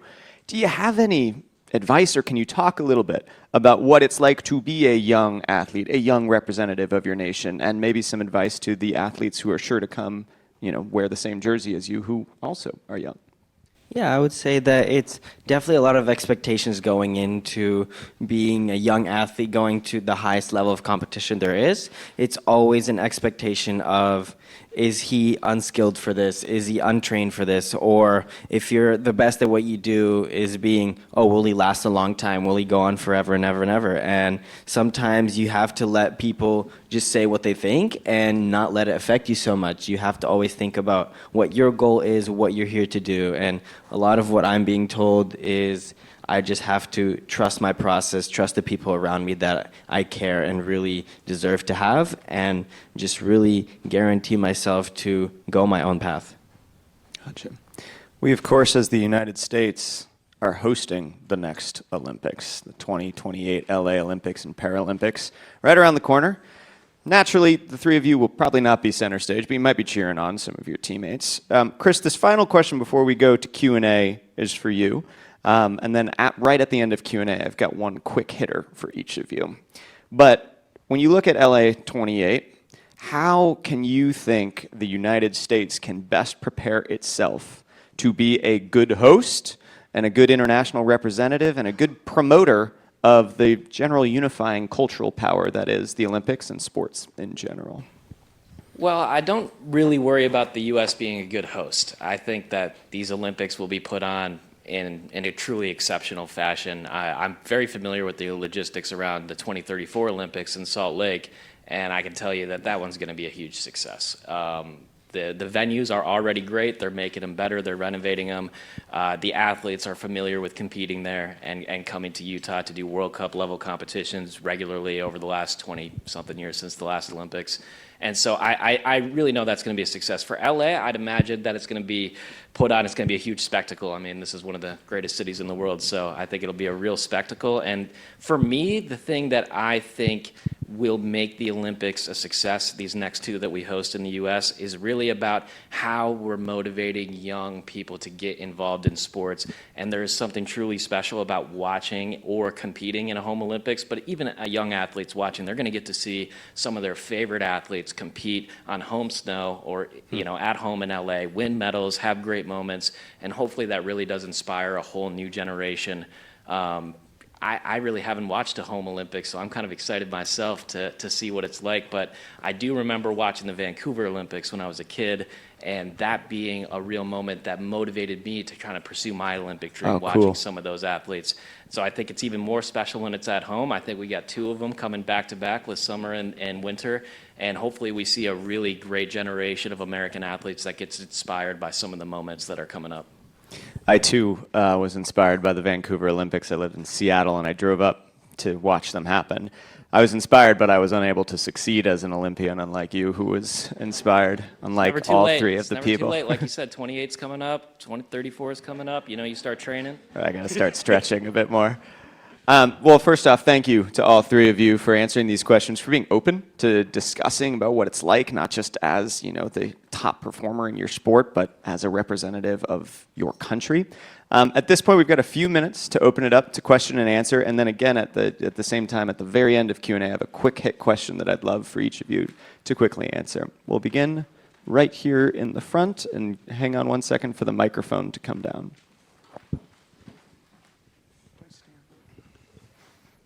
Thank you very much for your wonderful presentation. I've read that some athletes who haven't performed as well as they would have liked in the Olympics have come out and said that they wish they had been more prepared for what it would be like to compete in the Olympics. It's a competition like no other. And there's been talk of having, say, a media blackout just before the competition to help the athletes just focus on their event. I was just curious what the panelists thought of that kind of idea. I mean, I would say, I've been to 3 games. I think that my biggest takeaway is that different athletes perform under different conditions, right? So, I am a keep the Olympics small kind of person, but some people really rise to the spotlight. And so you have to allow those athletes to do that. And I think, trying to fit everybody into one box is, I think where you can sometimes get into trouble. So I think, as far as the media blackout, I do think that, understanding from the media perspective that athletes, are not political representatives. And a lot of times it's hard because it feels like in this day and age, reporters are not fishing for the story on you. They're fishing for the story that somebody else writes when somebody else talks back at what an athlete says. And that's kind of difficult because they're essentially offering athletes up on a platter to people with far more power and far bigger problems. And then you realize that like athletes, it's not like we make enough money to provide for, security for our families when we get death threats. So there's aspects to that that are difficult, and I think a lot of that is, in my opinion, on the media to do a better job of understanding that athletes are much smaller fish than I think we want, than they appear, at least at the Olympics sometimes. But then beyond that, I think you have to understand that different athletes are different. Yeah, I would just say, first, I don't think there's an athlete that doesn't have a medal in the Olympics that's not looking back at their performance and wondering why it didn't go a different way. Every person up here has won Olympic medals, and every person up here has lost them or not competed as well as we needed to in that moment. It's the same person. So I think about myself, I have 2 Olympic golds, both in the team event, but I also have 2 individual events where I was 6th and where I was 8th. Felt prepared, worked hard for it, was in a great position, just didn't go my way that day. And I just, kind of got me thinking back to a little bit of what Breezy said earlier. It's a little bit of luck, right? So you've got absolutely amazing athletes competing in the Olympics from all over the world, and they've all got the stuff, And there's probably, at least in my sport, a good 15 athletes that have the capability to win the event on that day. It's just whose day is it going to be? Who's going to have that special moment? Who's going to have a little bit of fairy dust, to get them over the finish line? So I wouldn't really look to change the preparation thing, because I think that anytime you come up short, you're always looking back, being like, what did I miss? What didn't I do right? I will say, though, that social media is a far bigger distraction than it ever has been before. And, going back to my moment, with the ice question at the beginning of the Olympics, I had death threats and threats following me the entire time I was there. It was hard to block that out. I think that you just kind of put the phone away and don't worry about it. But I would be lying if I said that social media wasn't a huge distraction compared to where I think it was 10 years ago. With that being said, it's always going to be somebody's day and somebody's going to come up short, and that's the nature of the business for sure. So, only one person gets to win that Olympics. Yeah, something I would say is just having all of those expectations go out there to kind of be the perfect person and athlete at the same time. It's really hard for us to balance that, and especially for people that go to the Olympics for the first time, they really don't know what to expect. I mean, for me, for example, I went there thinking that I was prepared the best I would be, and knowing that I would know everything about the Olympics, even knowing that people have told me what can be happening there. But when I got there, I realized that this is a lot bigger than I thought, and realizing that there is so much more I have to learn. And in reality, for a lot of the athletes, I think it's really hard to really focus yourself on one thing, and if you don't get it, be like, oh, well, that's the end. It's really not the end, and sometimes it's really good to have a reminder that, things happen, and like he said, just maybe it's not your day, or maybe it's someone else's day, but in reality, you have to think that, okay, this happened, I can't really think about that anymore, I have to see what I can do next. Hard to be the perfect athlete and the perfect person is a pretty darn good line right there. Got time for probably one more question if there is one in the audience. Right in the back of the aisle there. Hello. Well, first of all, I think congratulations are in order for all of you. I mean, incredible acts. I watched each one of you during the Olympics, but we talk about the stress of everything that you guys do. What do you do to just decompress? Even just after the Olympics, did you come home? Was there like a burger you had to have and like binge watch something? Like, what was it to help you kind of like reduce the adrenaline levels and just like enjoy the moment? I mean, for me, when I got back home, I just felt a sense of relief being back from the Olympics. For me, the Olympics felt like it was a really, really, really long time there. And then when I got back, it just felt like it ended instantly. Like getting to the Olympics, like looking even 4 years before an Olympics, it seems like such a long time. But then when you get there, it just happens so quickly that you don't realize what happened until you get back home. And so for me, when I got back home, the first thing I did was cuddle my cats. That's the first thing I did because I haven't seen them for a month, and they give me the best therapy, the best comfort that I can have. Do you cuddle cats as well, Breezy? I do have 2 cats that I Yeah. We are on the road a lot in skiing, so I was gone actually from before Thanksgiving until the end of March. So people were like, "Oh, what did you do right after the Olympics?" And I was like, "I did go back and compete more. But for me, I think I do a lot of like knitting and listening to audiobooks or podcasts or music or whatever. I find the movement of my hands to be really calming. So I think finding something where you're engaging your brain sort of easily and then doing something with your hands really helps for me. Whether it's like, drawing and listening to music or knitting or something like that, I think often those creative things help calm you down. Yeah, it's similar for me. I travel with a guitar everywhere I go, so I love playing music. I'm a fake rock star, only in my house though, and whoever might be hanging out and listening to me, make a bunch of ruckus. But I really enjoy that. I think it's something to do with the hands, gets the hands busy as well. And then also, I can just kind of yell. And so I think that really helps relieve some of the stress. I would say though that it takes time coming down from the Olympics. It really is a come down. I think that a lot of times, and I've felt this, is just that kind of like almost Olympic hangover where you're stressed and you don't know why, or maybe you're struggling and you don't know why. Your life's pretty chill because you just finished up the hardest thing you've ever done.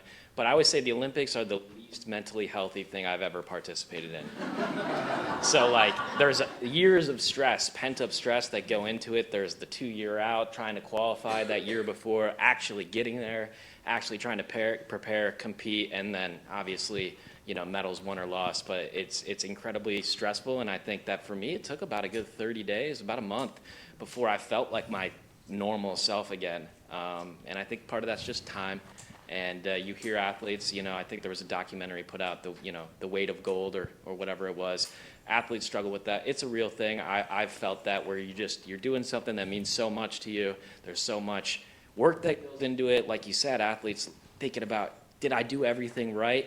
To try and get that result that I wanted, or, is there something I missed? And I think that it just takes a little bit of time to kind of get back to that normal life. I feel like I'm getting there, though, and I got a few cats in my house, so, those help. Cats are the great equalizer for stress relief, is what we've learned from this panel this morning. All right, I recognize that we're 4 minutes over time here, so I want to quickly ask my very rapid-fire question. Flash forward 10 years. 2028 LA Olympic and Paralympic Games have happened. The 2030 French Alp Winter Games have happened. 2034 Salt Lake has wrapped up. What will you see as indicators that sport has continued to grow as a cultural unifier, and that the United States, who's hosting one of those events, 2 of those events, pardon me, has kind of promoted itself as a good host and a good promoter of the unifying power of sport? Chris, can we start with you down at the end and then make our way down here?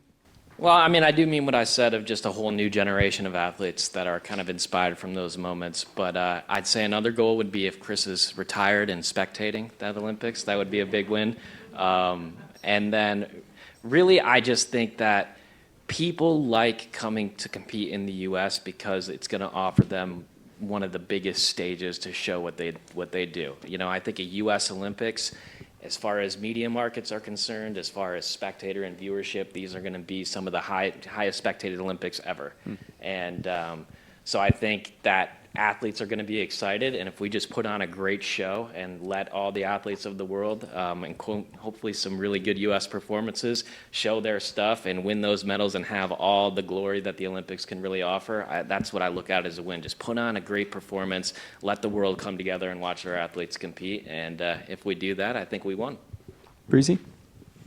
I think I would say that, there's a couple indicators. One, is more on the health of sports side. So I always look at sports, I talk about like the 3 prongs, and they lead to, length of careers, right? So when you see sports where athletes have really long careers, where they're going into their mid to late 30s, that's an indication of the health of sport. It means that they have what I call the 3 prongs good. The 3 prongs are that they have good mental health support, they have good physical health support, means that athletes either don't get injured or can come back from injury, and that they make money, because fundamentally this is a job, and if you don't make money, then you move on to go do other jobs.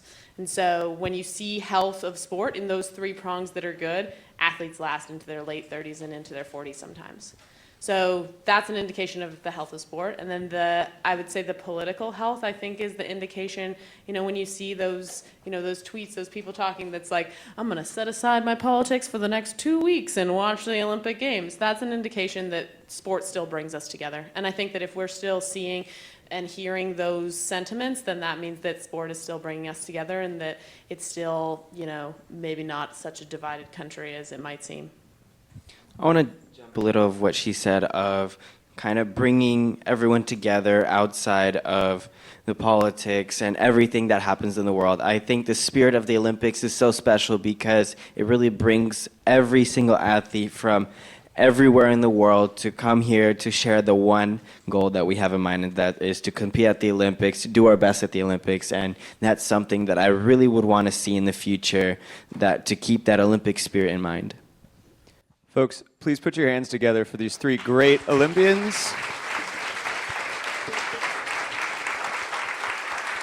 Thank you to Meridian for organizing this wonderful panel, and personal thank yous to each of you for not only succeeding at your sport, but for representing our country so well and being willing to share your perspectives this morning. I really appreciate it. Thank you, everybody.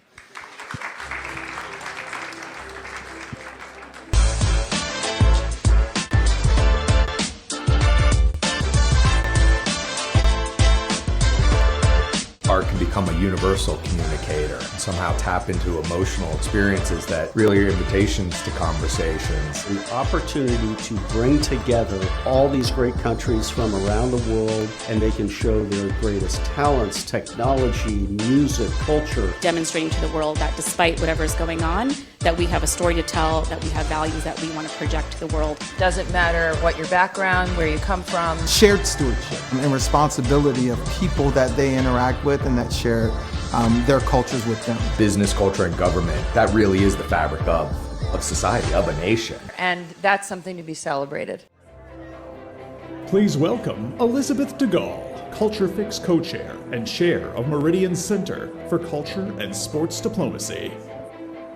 Hi, everyone. Welcome back. Wow, what an incredible morning. I was trying to think about how to summarize it, and I'm not really sure I can, but I guess my takeaways is that all of these incredible panelists that we've heard are diplomats, whether they really meant to or not. And they're, of course, at the height and pinnacle of their careers and crafts. And they're also, putting all the geopolitics aside, what I love is just how optimistic they are.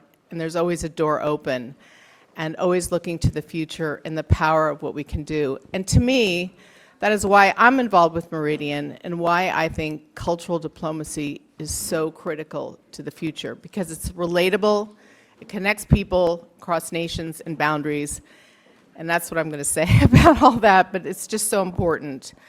I do want to begin by thanking my co-chair, Manisha Kabani. It's just such a privilege and honor to work with you, and a newfound friend, and I'm really excited of what we've accomplished today. I also want to thank our incredibly generous host committee, along with Deborah Lair, our new leader, David, Natalie Jones, TK Harvey, Sylvie Stainton, Danielle Nujar, and the entire Meridian team. Honestly, without all of you, today would not be possible, and you brought this stellar program to life. Thank you, and I'm going to give them a little clap. So, without further ado, I'd like to bring us on to our next conversation, which is called The Creative Vanguard and the Extraordinary Power of Presence, which explores what happens when art captures the public imagination and transcends national boundaries. Guiding the discussion is Melissa Chu, director of the Smithsonian's Hirshhorn Museum and Sculpture Garden, and the soon-to-be director of the Guggenheim Museum in New York. Melissa is a former colleague and friend, and she has been a very influential voice in contemporary art, and particularly championing artists and ideas that foster global dialogue and exchange. She is joined by one of the world's most celebrated contemporary artists and one of this year's Meridian Cultural Diplomacy honorees, Jeff Koons. Jeff's work has captivated audiences around the globe and creating moments of wonder that transcend language and geography. His contributions to international cultural exchange have been recognized by the U.S. State Department's Medal of Arts and by France's Legion of Honor, among many other distinctions. Please welcome them both.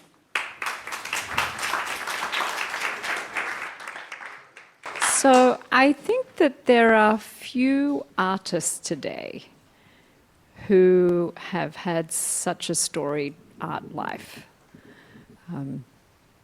You were very much a participant and in some ways came to really gain a lot of recognition in the 1980s in the kind of art market boom, and witnessed the 1990s of a kind of recalibration and identity politics. And even through the 2000s, when we saw a much greater interest in globalization. So the art world has, in some ways, gone through these revolutions. And one of the first things that kind of occurred to me to ask for this audience was, you know, what do you think, or how do you think an artist's role within society might have changed from when you first kind of burst onto the scene in New York? Or how do you think the expectations of being an artist in the world might have evolved? That's a big question, right? I know, I thought I'd start broad. Yeah. You know, I have to say, I feel so fortunate, as a person, to be involved in the arts. And, I'm from Pennsylvania originally. And I, went to public school, and I had an art teacher. My first art teacher, actually, Mrs. Miller, had one hand that was deformed. And she had only little nubs for fingers. And she was my art teacher throughout elementary school. And I think that I learned that the arts, you could overcome anything. I mean, she would be, handling materials and moving things and be able to paint and do these different activities. And so I think that I carried that kind of seed with me, that you can overcome anything through the arts. I took art lessons when I was younger. I'm just giving you an idea of my journey here to even have an understanding of art and having kind of a role in it. But I took art lessons. I ended up always in art class in high school. And I really wasn't prepared. I wanted to go to a liberal arts college, but I was really only prepared to go to an art school. And I went to art school, and in art school, I learned that art so effortlessly connects you to all the human disciplines. And I learned that it really wasn't, it can be many things, of course, but it wasn't that it's just an activity that you make something and that it's entirely a personal activity about the self, subjective.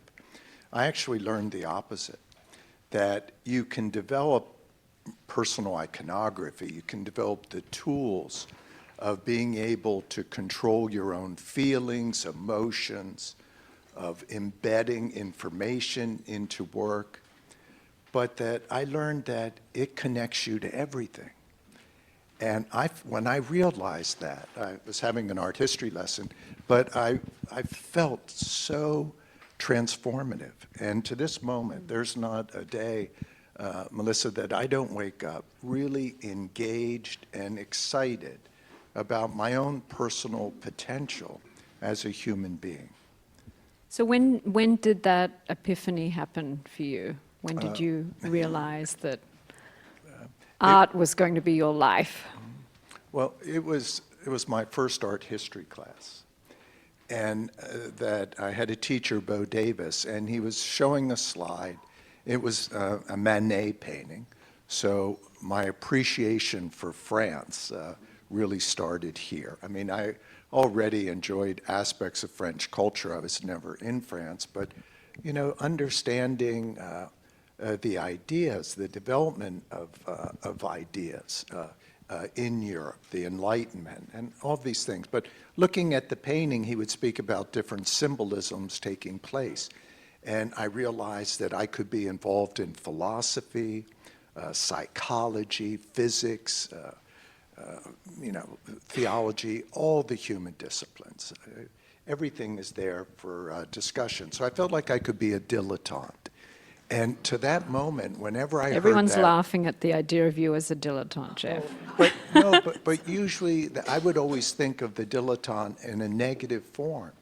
But all of a sudden, I saw it in a positive form, that I could spread myself thin. I could become vaster. I could be involved in these dialogues. So I developed a sense of personal iconography. I learned how I could make myself have different feelings and emotions. And I started to understand that I could actually share that with others, that I could affect the way other people would feel. When they would look at my work, they would feel maybe a sense of excitement, or they would respond to something. And that's when, you know, I started to want to be, you know, really more engaged. And for me, being an artist was something that it was about being part of my own generation, to be able to meet with friends, discuss ideas of what was kind of relevant to us at that time. Like, how could we participate? What could we bring to the table? And so I do not think that I'm very special. I know that I'm not. I'm a person that I try to work with the means that I have. I try to increase my parameters, and I want to become vaster every day. But I've always been all in. So, when I would be presented with opportunity to show in a group show with friends or something, I would be sure. And I would always give it 110%. And I think it's so interesting. All the sessions this morning were beautiful. And I think underneath everything is generosity. And what the arts give, what the sports give, diploma, all these areas, it's about being generous as a human being, being generous to yourself. But then, you want to share that with others. And so the idea of the isolated artist that, they only do it for themselves. There's a higher calling. And that higher calling is the joy, the absolute joy to share, to be able to be generous, to not only pull yourself along, to make yourself vaster, but to try to bring your whole community with you. And yes, it goes from maybe your local kind of group of avant-garde artists in New York City to really the pleasure, I can go to Germany and I can meet the artists in Cologne and be able to be in dialogue with them. And I can go to Spain, I can go to Paris. And so it's fantastic because it's really about trying to find ways that you can continue to develop your own ideals and your own philosophies, but to be able to pick up, to learn, to constantly be able to become a different human being through culture. And I'm sorry, I'm just going on. No. We came here to hear you. No. But I am struck by your thoughts on making art as an act of generosity. And I think all too often when we think of the creative act, it's a very, very solitary thing. It's an artist in a studio thinking and creating, not necessarily with the idea of an audience in mind. So I wonder about the scale of your sculptures, the fact that they're often in the public sphere. Is that a part of your thinking, that when you're creating something of that scale and for an interaction with the public rather than in a gallery space? That creative moment. I was at a conference, and Lionel Richie was speaking about his creative process of just being in a completely silent room, you know, like dark, silent, and that's what he needs. I'm always thinking about my interests, and so they're always just kind of percolating, and this will go on for years. Pardon me. And then finally, I'll realize, you know, I've been following this and thinking about this area, and it excites me. I have a lot of curiosity there. I'm going to commit to do something there.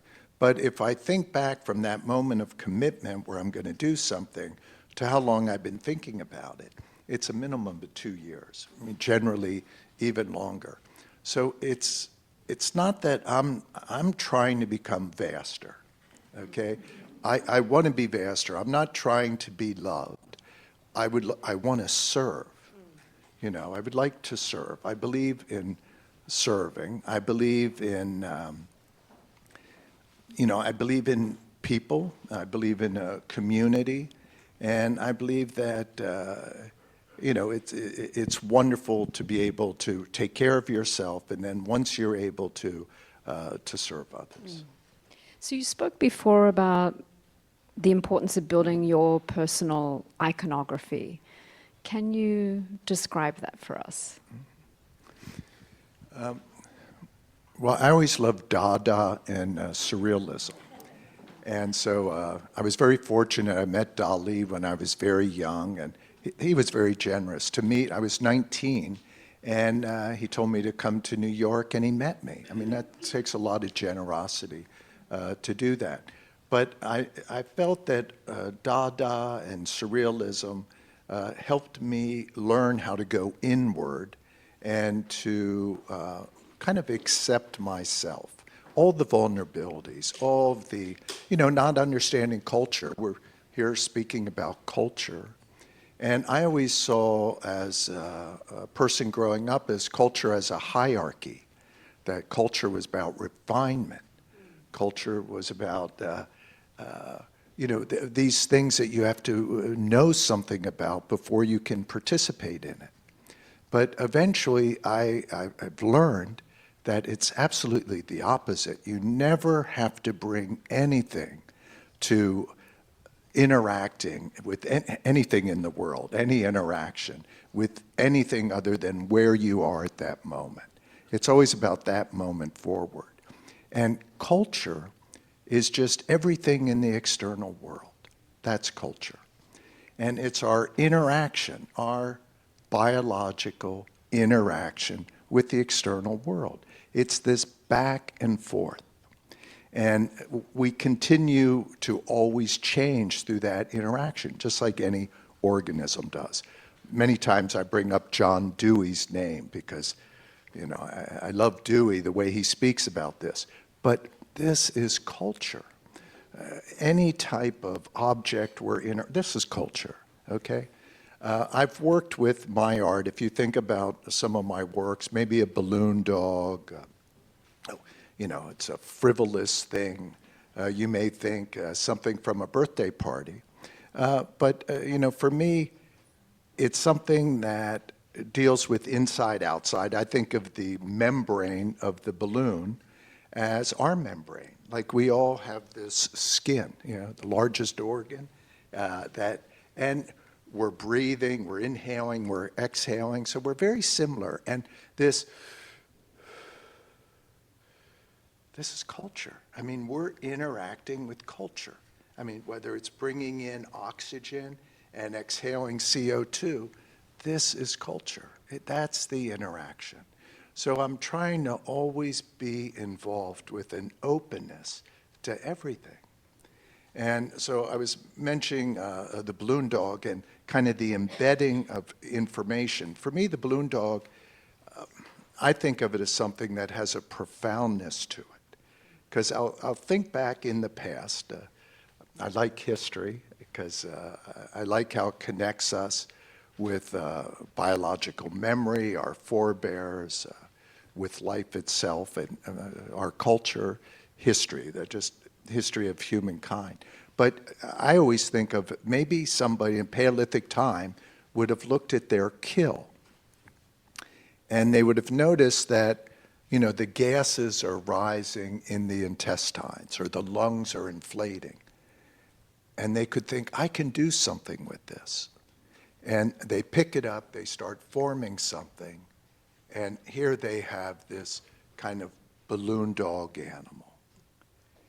And they were able to embed enough meaning that I think of the piece as something that a whole community would rally around. There would be some type of ritual, a unifying ritual. And it's also that hunter, if we think back, he was able to take care of himself. He had a kill right there. But it's something about also being able to take care of the community, to share that. And that's what I love about art. I love my relationship with it. I try to be the best artist I can be. Hopefully that other artists, other people interested in the arts or other disciplines can also strive and understand that that if they give everything to something, they can be as vast as they can possibly be. Well, I'm glad you raised Balloon Dog, because that's an artwork that has been appropriated, copied. We see balloon dogs everywhere, essentially copies of your work. How do you feel about that?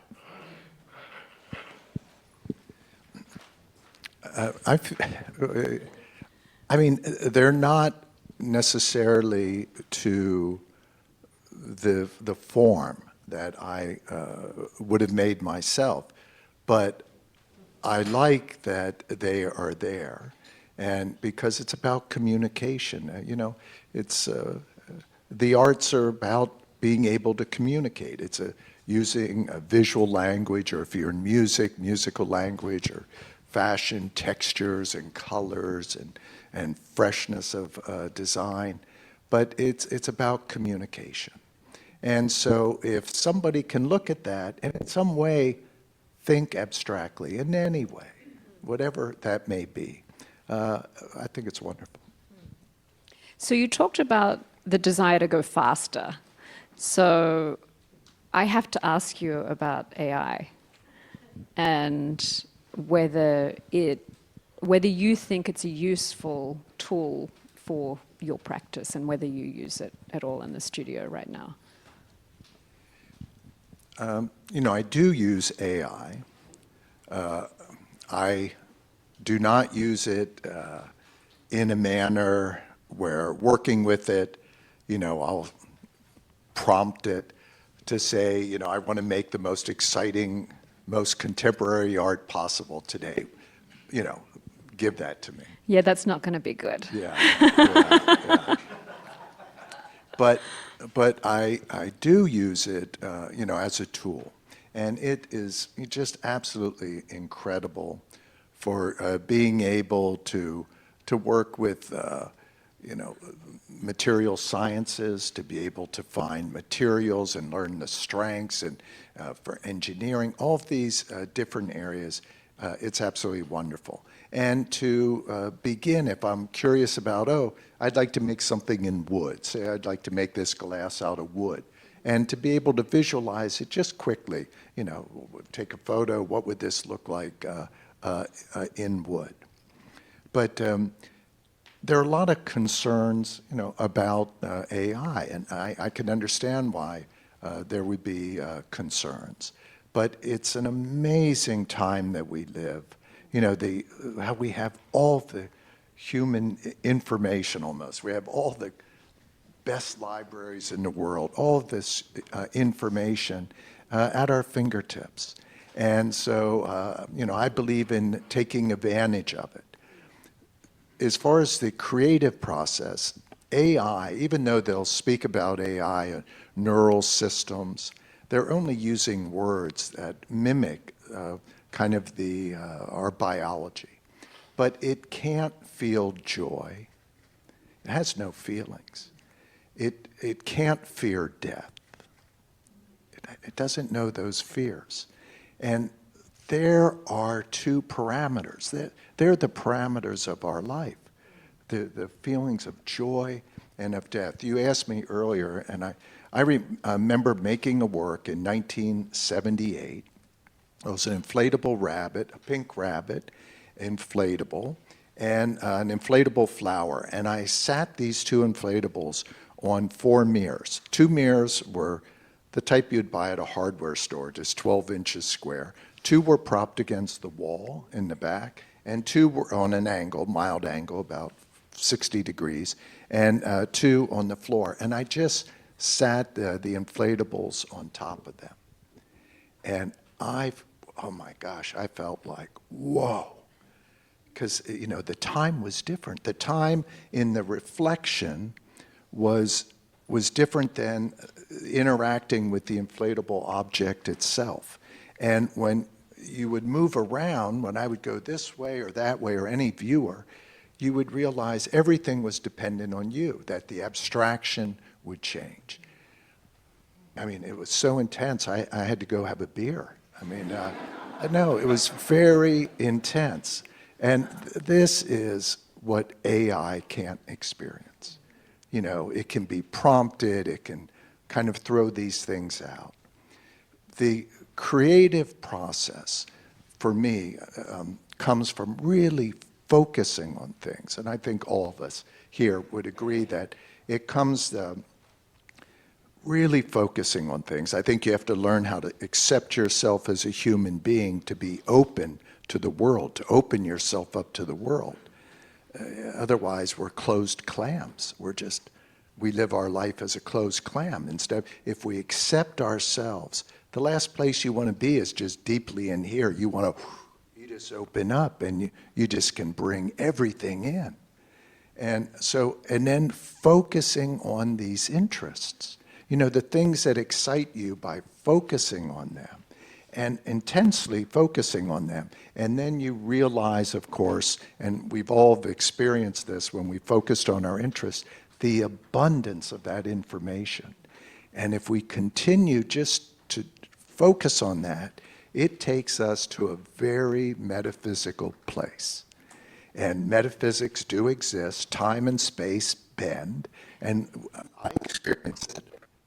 I look at works of art, and I get profoundly involved with it, and I can be in dialogue with the artist. And it just comes from focus.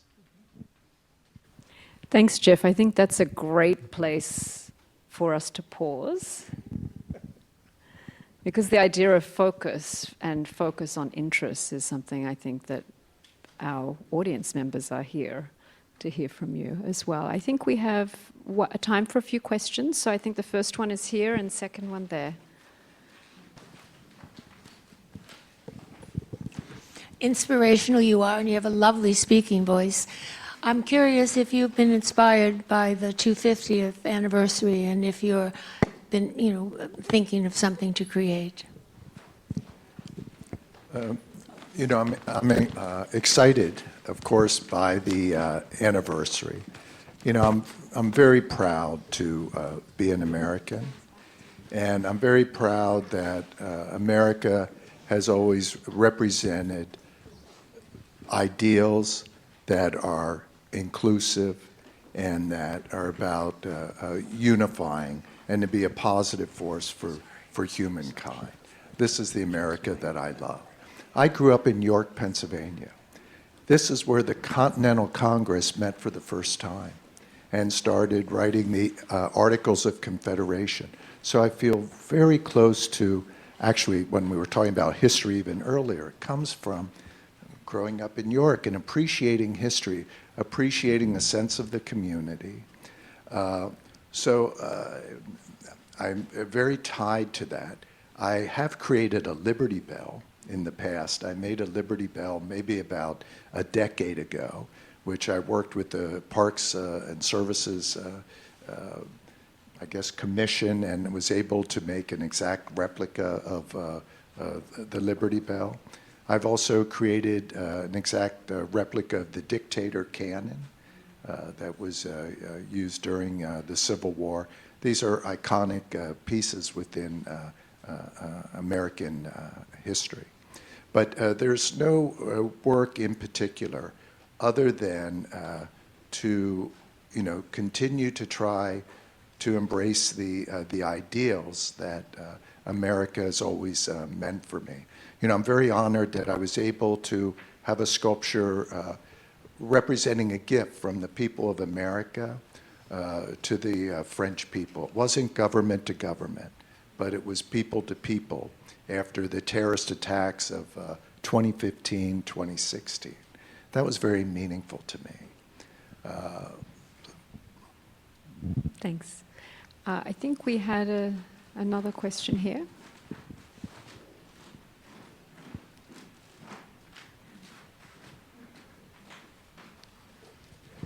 Thanks so much for being here. I'd like to ask a little bit more about this impulse for being faster, speed, because there's a kind of paradox with art that much of what is attractive to an audience about it is slowing us down.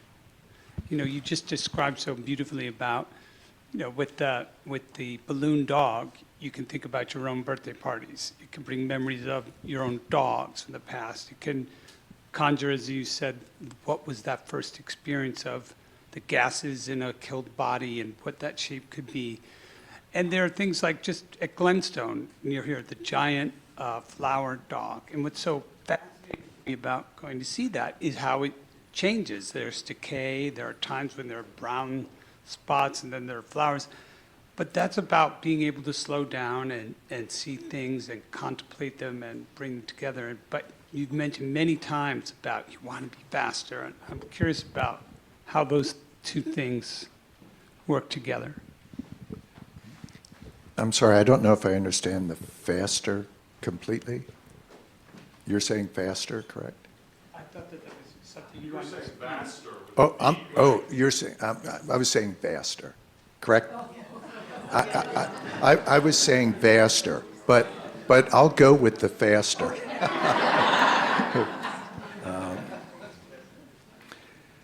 Life cycle is so important. I mean, there's not a day in some manner that I don't believe that I think about it in some form.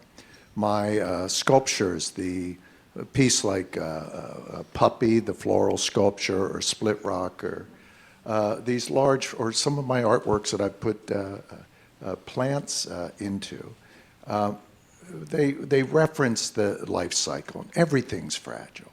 Even the appreciation of history. I mean, it's gone. I mean, that past is gone. We may, within quantum, have multi-universes, but it's kind of gone. Things are always in the process of decaying. And we are here in this moment. And because we're here, it just seems to me like it's a wonderful opportunity to take advantage of this moment, to participate and to be involved and to remove our fears, whatever way we can. I just want to state, I was with some graduate students about 3 weeks ago in New York, and I was invited to come and speak with them. And I came and I talked to them for an hour. And I really wanted to try to rock their world. I had artists come and visit when I was in school, and they had a big impact. So I really wanted to give them everything I could. And I spoke to them for an hour and touched on many of the things that I spoke about here in different ways. And at the end, there was kind of Q&A, and one person raised their hand. They said, "Look, we don't want the self-help. Just tell us how we can make it." Brutal. Brutal. But what I just told them was how they could make it. That's what I tried to do. I tried to tell them how they could have a relationship with themselves, that they would have the confidence to live with as little fear as possible, to be as courageous as possible, to feel a sense of how they could do it. My experience of following your interests and focusing on them, it's like starting up a car. You know, when I was younger and I would leave college for 3 months and have to work and do all these things to make money, go back to school, I'd get back to school and I'd feel, well, it doesn't feel right. I'm not feeling the same things. I don't like this painting I just made. But the more you do it, okay, the better it feels. It's just like starting up that old car, you'd have to crank up.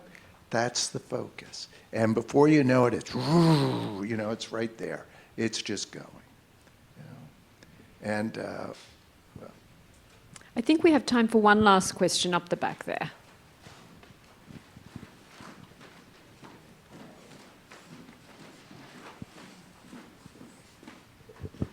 Thank you.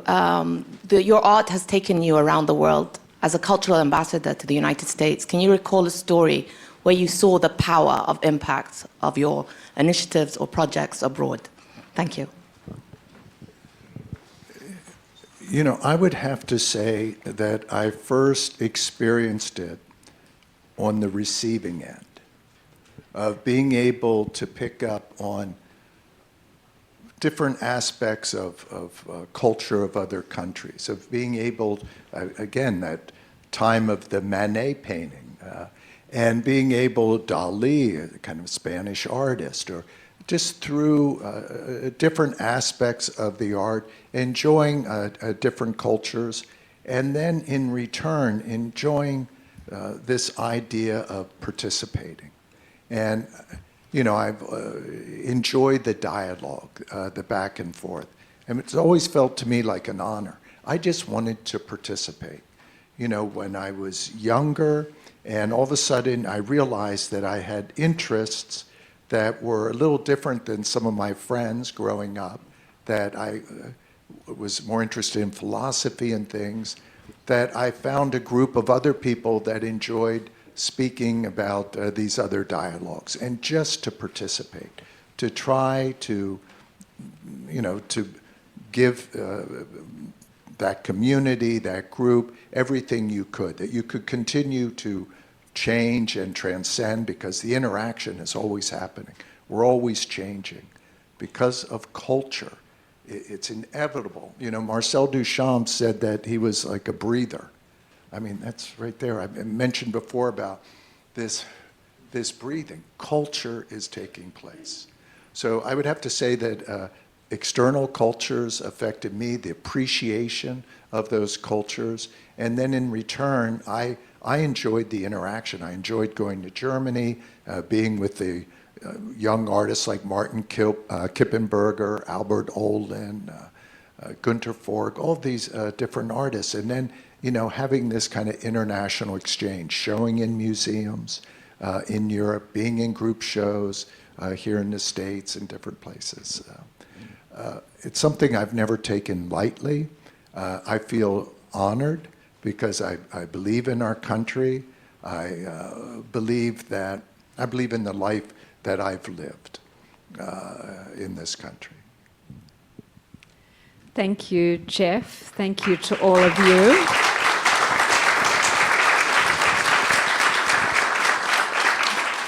And if you'd like to see Jeff's work at the brand new, newly revitalized and designed Hirshhorn Sculpture Garden, we're excited to present that in the fall. So watch this space. Thank you. Melissa, thank you.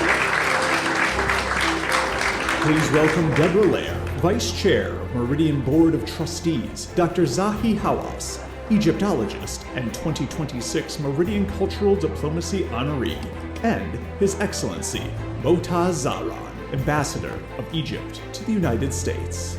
Well, hello everyone. We have had quite a grouping of amazing panels, but for me personally, I'm so excited to welcome two of my very dear friends here. for a discussion about archaeology and diplomacy. We have the world-renowned archaeologist and Egyptologist, Dr. Zahi Hawass, and our very distinguished ambassador from Egypt.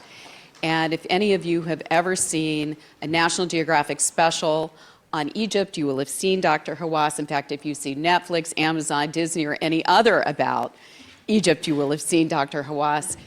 Any discovery in the past 30 years, you would have seen Zahi Hawass. And really, Egypt's history and its culture, which has been so inspirational to many civilizations, really forms the basis of its role in the world, its tourism, its diplomacy, and others. And so before I start, I'm just going to say a few words from one of our distinguished supporters who couldn't be here today, Shafiq Gaber, who I know is very well known to both of you, but he wanted to send his congratulations on your recognition by Meridian, your exceptional and amazing career in the fields of Egyptology, archaeology, antiquities, and cultural diplomacy have left its mark globally, where you've built bridges of knowledge and learning.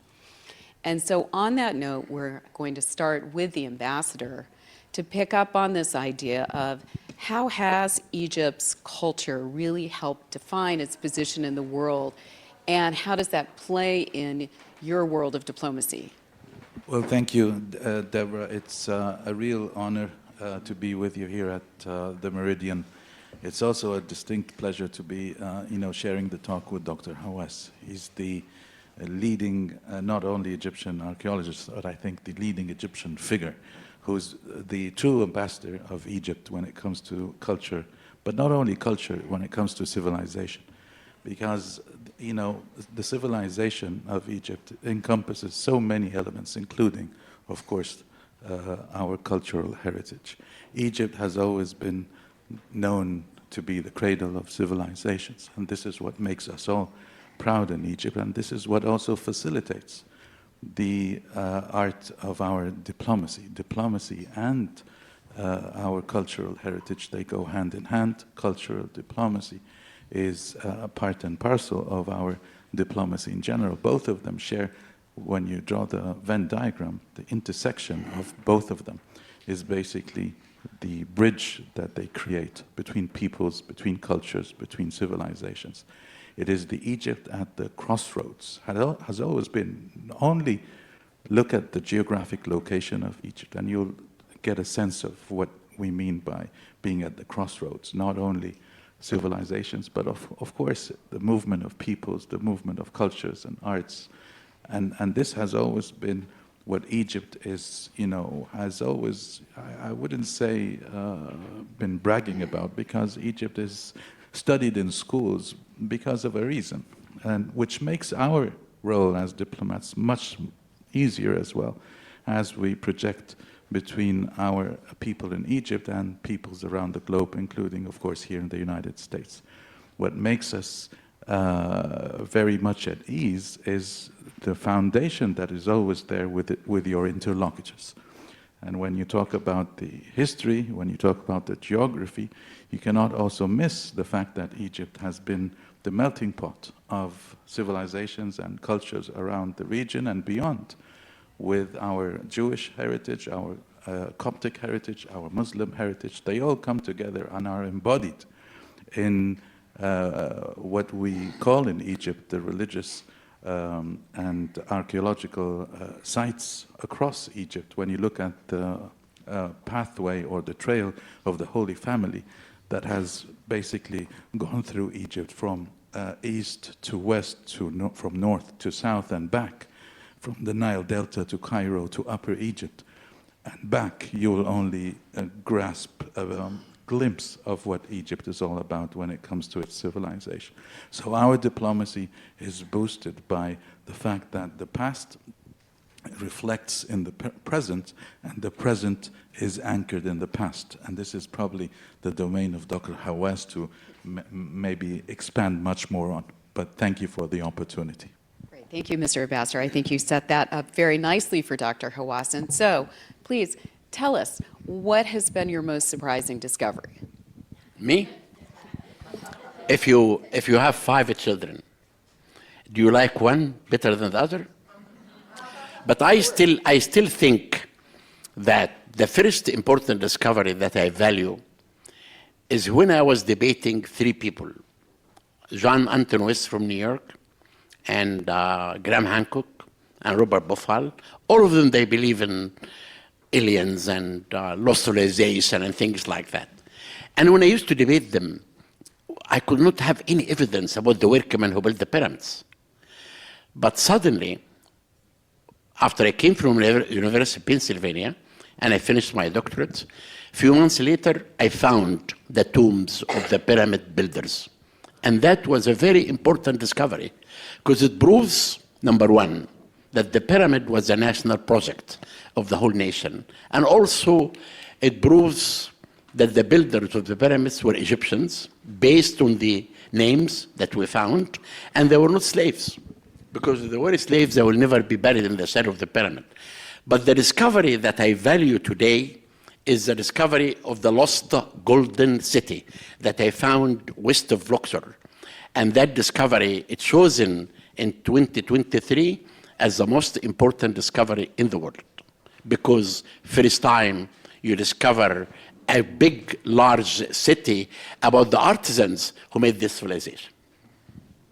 Now, I think that's really exciting. And you've talked a lot about that in trying to determine the history around the pyramids and their growth, and also looking back at the history of archaeology in Egypt. And that often has been a very international endeavor. It wasn't until recent years that Egyptians were actually allowed to study archaeology. And so you were sort of the cutting edge of that and those discoveries.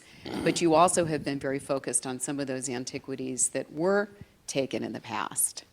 Would you like to talk a little bit about some of those initiatives? I am not against, I'm not asking for all the artifacts to come back from every country to Egypt at all.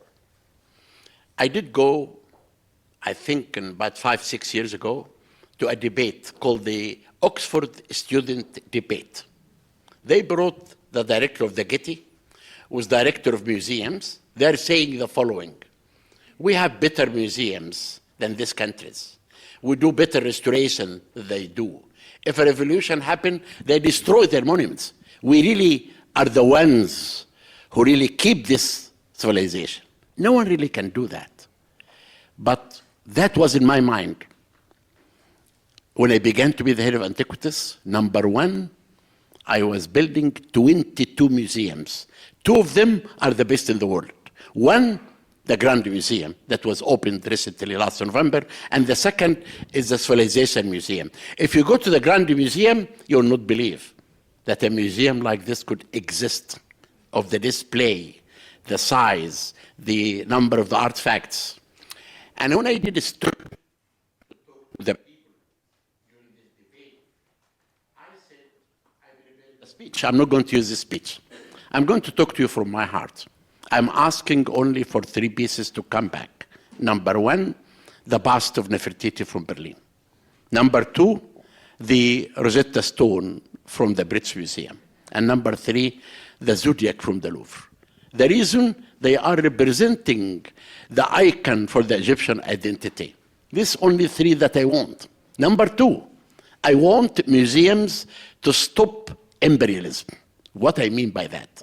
I mean that our monuments were taken by force in the last century by the British and the French during the imperialism. And now museums are still buying stolen artifacts. And this is bad. The Met was involved in something recently. The Louvre, there is a case buying stolen artifacts. When you buy a stolen artifact as a museum, you encourage thieves to go and enter magazines to steal antiquities and destroy tombs. And I really asked that museums should stop this. This is what I need. Now what I did, I returned it back in my career as head of Antiquities, as a minister, 6,000 artifacts. And I want to tell you one thing. Who really helped me more was Homeland Security in America. They brought and they helped me in returning. Even they caught an officer, an American officer. He went to Egypt and bought stolen artifacts, and they caught him in Dallas selling the artifacts. They did a lot. I went even to about 5 stores in New York City contain artifacts that they caught for every country. Then, actually, yes, thank you. Then the 6,000 artifacts that I really brought back, and before I left my job as a minister, I was the head of Antiquities. In January 2nd, I wrote a letter to Berlin that we need the bust of Nefertiti because it was stolen from Egypt in a bad way. The story is very sad to know how someone working in your country and he will cheat and take one artifact out of the country without the knowledge of anyone. And I wrote a letter to Berlin after I took the permission from the Prime Minister to ask for Nefertiti to come back. They wrote back on the 28th of January that they need this letter to be signed by the Minister of Culture. I became a minister on that day. But we had a very bad so-called revolution. I could not think about returning Nefertiti. I could think about defending myself in front of some bad people. Then really, when I left my job, I thought it's time for me to continue what I do. Then I made a petition in the internet to return Rosetta Stone and the bust of, and the Zodiac. And this signed by more than 500,000 now. And the second petition, when I founded the Zahi Hawass Foundation for Antiquities and Heritage, I asked for the return of the bust of Nefertiti. And we are waiting until we can reach 1 million in each petition. I do have a lawyer from New York, one from Paris, and one from Egypt. I'm not going to take them to court, because taking them to court is a lot of money you have to spend. But I'm going to make their life miserable. So I'm glad, Dr. Hawass, you raised this issue of the illicit trade in antiquities, because we have some of our State Department colleagues here, and I'm not sure how many people know, but there are agreements between the United States and Egypt on cultural property, and Egypt was the first in the Middle East to actually sign one of these. It was started when you were the minister, and something we had the privilege of working on together. But I just want to turn to the ambassador, because these are ones that have been renewed, and Egypt really then took the lead in the region of negotiating these agreements with other countries. And have you seen the benefits in talking about diplomacy? This really is a very prime example of cultural diplomacy, of working with the United States government, with Homeland Security and the FBI and others on these issues, who really do a superb job on cultural property. Could you talk a little bit, Ambassador, about the benefits of these types of relationships? Well, thank you, Deborah. I think one of our leading agreements is with the United States, and that agreement is basically one that we've emulated across with other of our partners across the globe. It is one that allows both the United States and Egypt benefit from the fact of not having artifacts or any kind of historic significance piece that has been stolen out, that has been basically touring, or that has been displayed without it being authenticated in terms of its legal departure from Egypt. Most of them are not. The cooperation that we have seen with Homeland Security, as Dr. Hawass has just mentioned, is exemplary. One that has returned back to Egypt many pieces. I don't have a number to put on them because they're in abundance. Pieces that have left Egypt illegally and either stolen or by any other method. So this is a document that is basically being also emulated by other countries, not just Egypt and the rest of its partners. One thing that, as you all know, Herodotus has simply described Egypt as the gift of the Nile, and let me just say that Egypt has been the gift of the Nile, but has also been faithful by it giving back gifts not only to Egypt itself, but to the whole world. And the latest is what Dr. Hawass has referred to, which is the GEM, the Grand Egyptian Museum, that I invite all of you, if you've not already been there, to go and see, because it's the largest museum devoted to one civilization globally, one that has over 100,000 pieces of artifacts, one that is basically not a museum, but an institution. An institution meaning it is a place of learning, it is a place of observing, it is a place of conserving, and is a place of preserving. And I think also Dr. Hawass here is better poised because he had the idea way back of having the museum erected in Egypt, and it is simply the pride of Egypt today. And when we say giving back, it is Egypt that is giving back to humanity and to the whole world, the largest museum ever devoted to its civilization. Thank you. Great. So, Dr. Hawass, as you look ahead, what are some of the exciting things that maybe are not public yet about some of the discoveries that you have? What can we look forward to hearing because about? I'm coming to, maybe it could be my last lecture tour. I was telling the ambassador and Deborah that from April 4th, I will do 60 lectures in 60 cities in America and 5 in Canada. And I will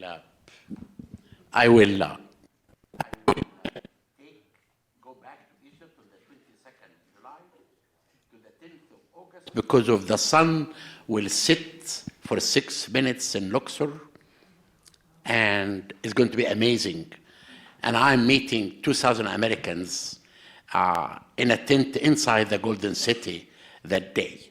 Then, if I tell you now about the discoveries that I'm hiding, I will ruin my lecture tour. But I will tell you, I always say that we found only 30% of our monuments. 30% only. If I tell you, I'm working right now with a team inside the Great Pyramid of Khufu.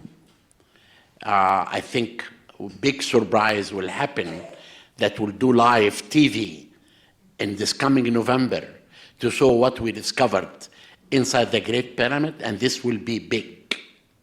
And we are planning, even this morning, I was planning with people in Los Angeles of how can we show this live TV everywhere, in every country. People will sit in front of the TV and see amazing things that you will not imagine. And the second, I'm working in Saqqara. And in Saqqara, I'm searching for the tomb of Imhotep, the architect who built the first pyramid of stone. Amazing things that we found. If you see the Netflix part 1, it talks about some of my work in one area, but there is still major new discoveries.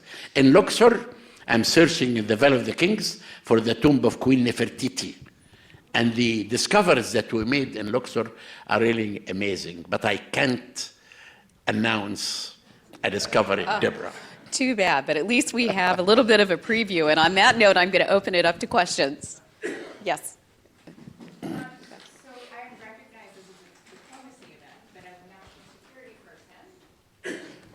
You've mentioned the FBI and DHS, and I wonder if you would talk about not only how culturally important the return of these artifacts is, but what they fund and why that is something we really need to pay attention to. What they fund, what the illegal sale and trade of these artifacts fund.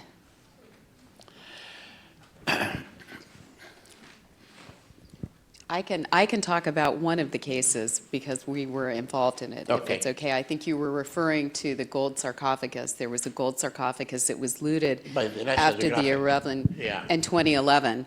Now, different from the National Geographic one, and it was smuggled out, and it was restored by a French-German dealership.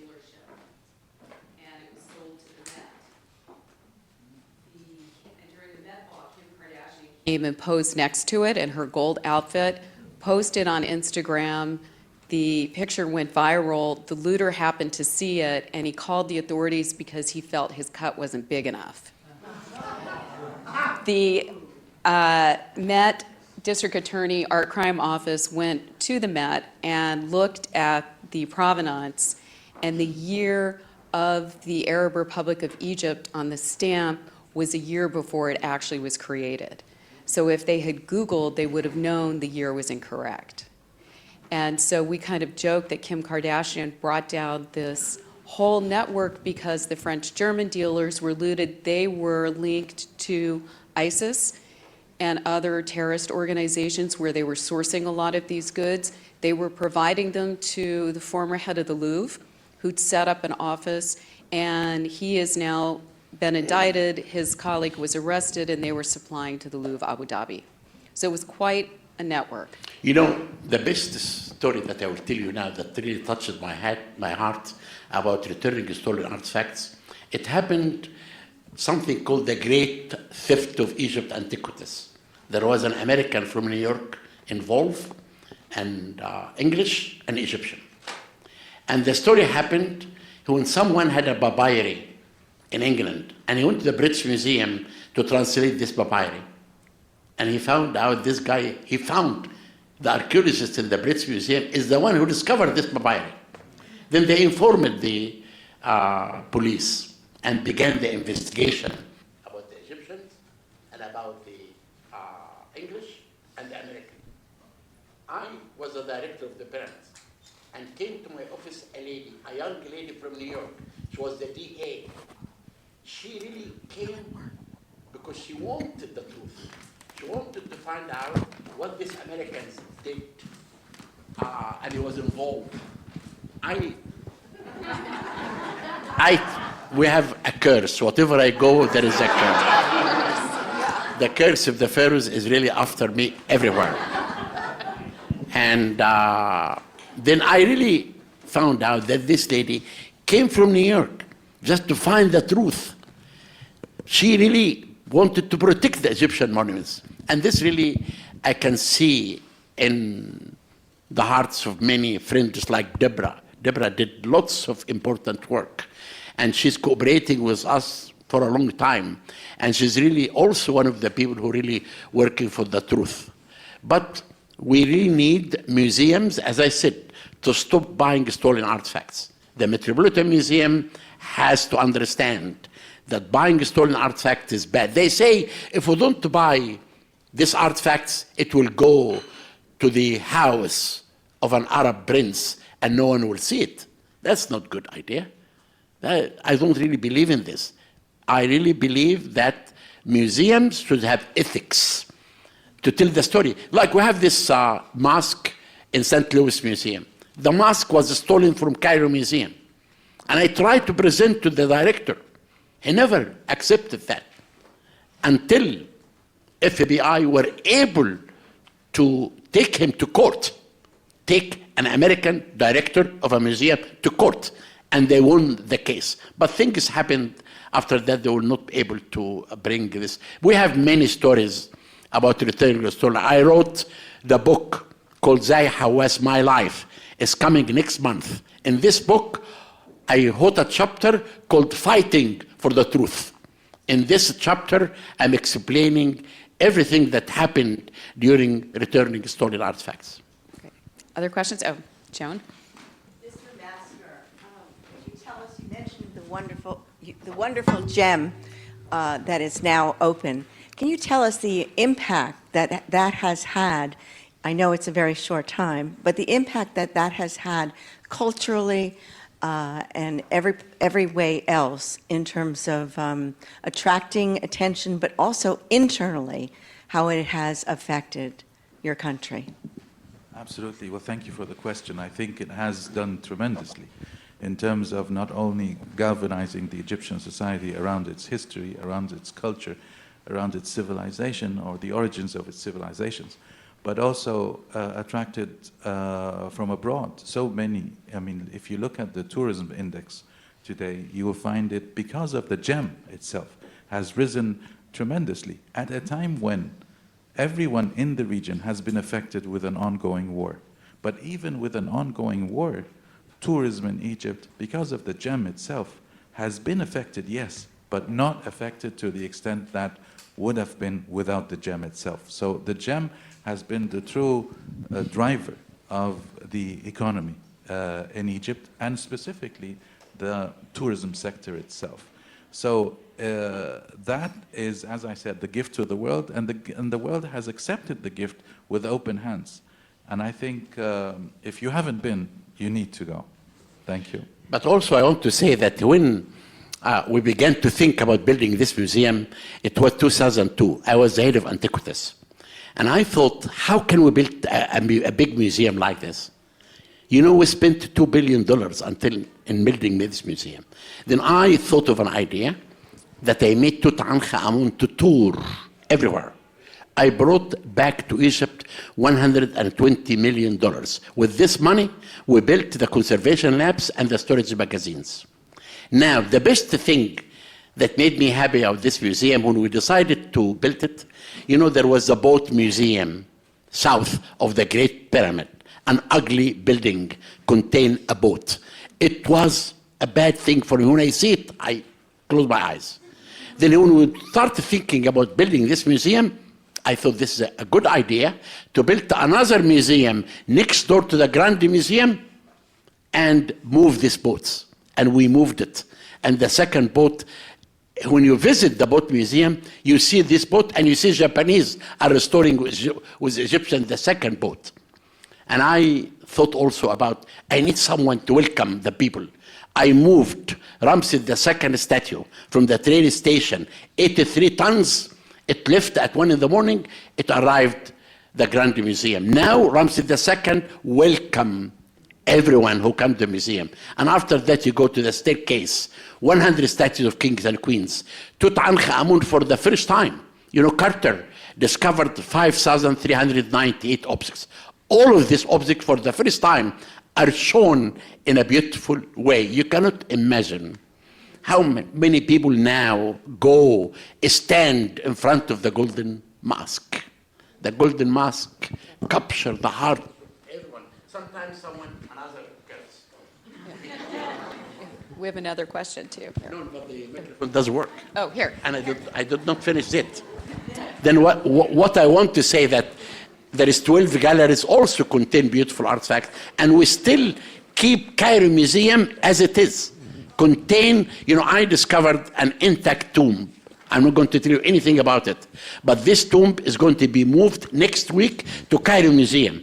Every discovery that we make, we send it not to the Grand Museum, to Cairo Museum, because we need Cairo Museum to stay as a good museum. Because when you enter Cairo Museum in Tahrir, you can smell the past. Thank you. Really fast. Dr. Zahi and Ambassador. The question I have is two. One is very short. I've traveled to Cairo, Egypt about 7 years ago, give and take. And they moved the museum from one location to another. They what? They moved the museum somewhere else in Cairo, Egypt. Cairo, Egypt. Yeah, they moved it to the Grand Egyptian Museum. Or the Grand Museum is a new location built in the shadow of the Great Pyramid. Okay. I was there. Downstairs is the royal mummies. Downstairs, right? No, you are talking about the Civilization Museum. Okay. The Civilization Museum is a museum that we showed mummies for the first time for education, not for a thrill. Then we built as if you are entering a royal tomb. The mummy with the coffin, artifacts. Right.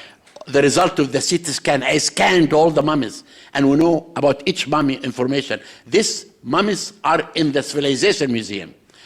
And this Civilization Museum is one of the best, also a great museum in all Cairo. Yes, thank you for that clarification. While down there, I saw Nubian mummies. Nubian, that's not true. There is no Nubian mummies there. When I'm saying Nubian, they was dark skin. Is what? They was dark skinned mummies. Fine. You know why? No, listen.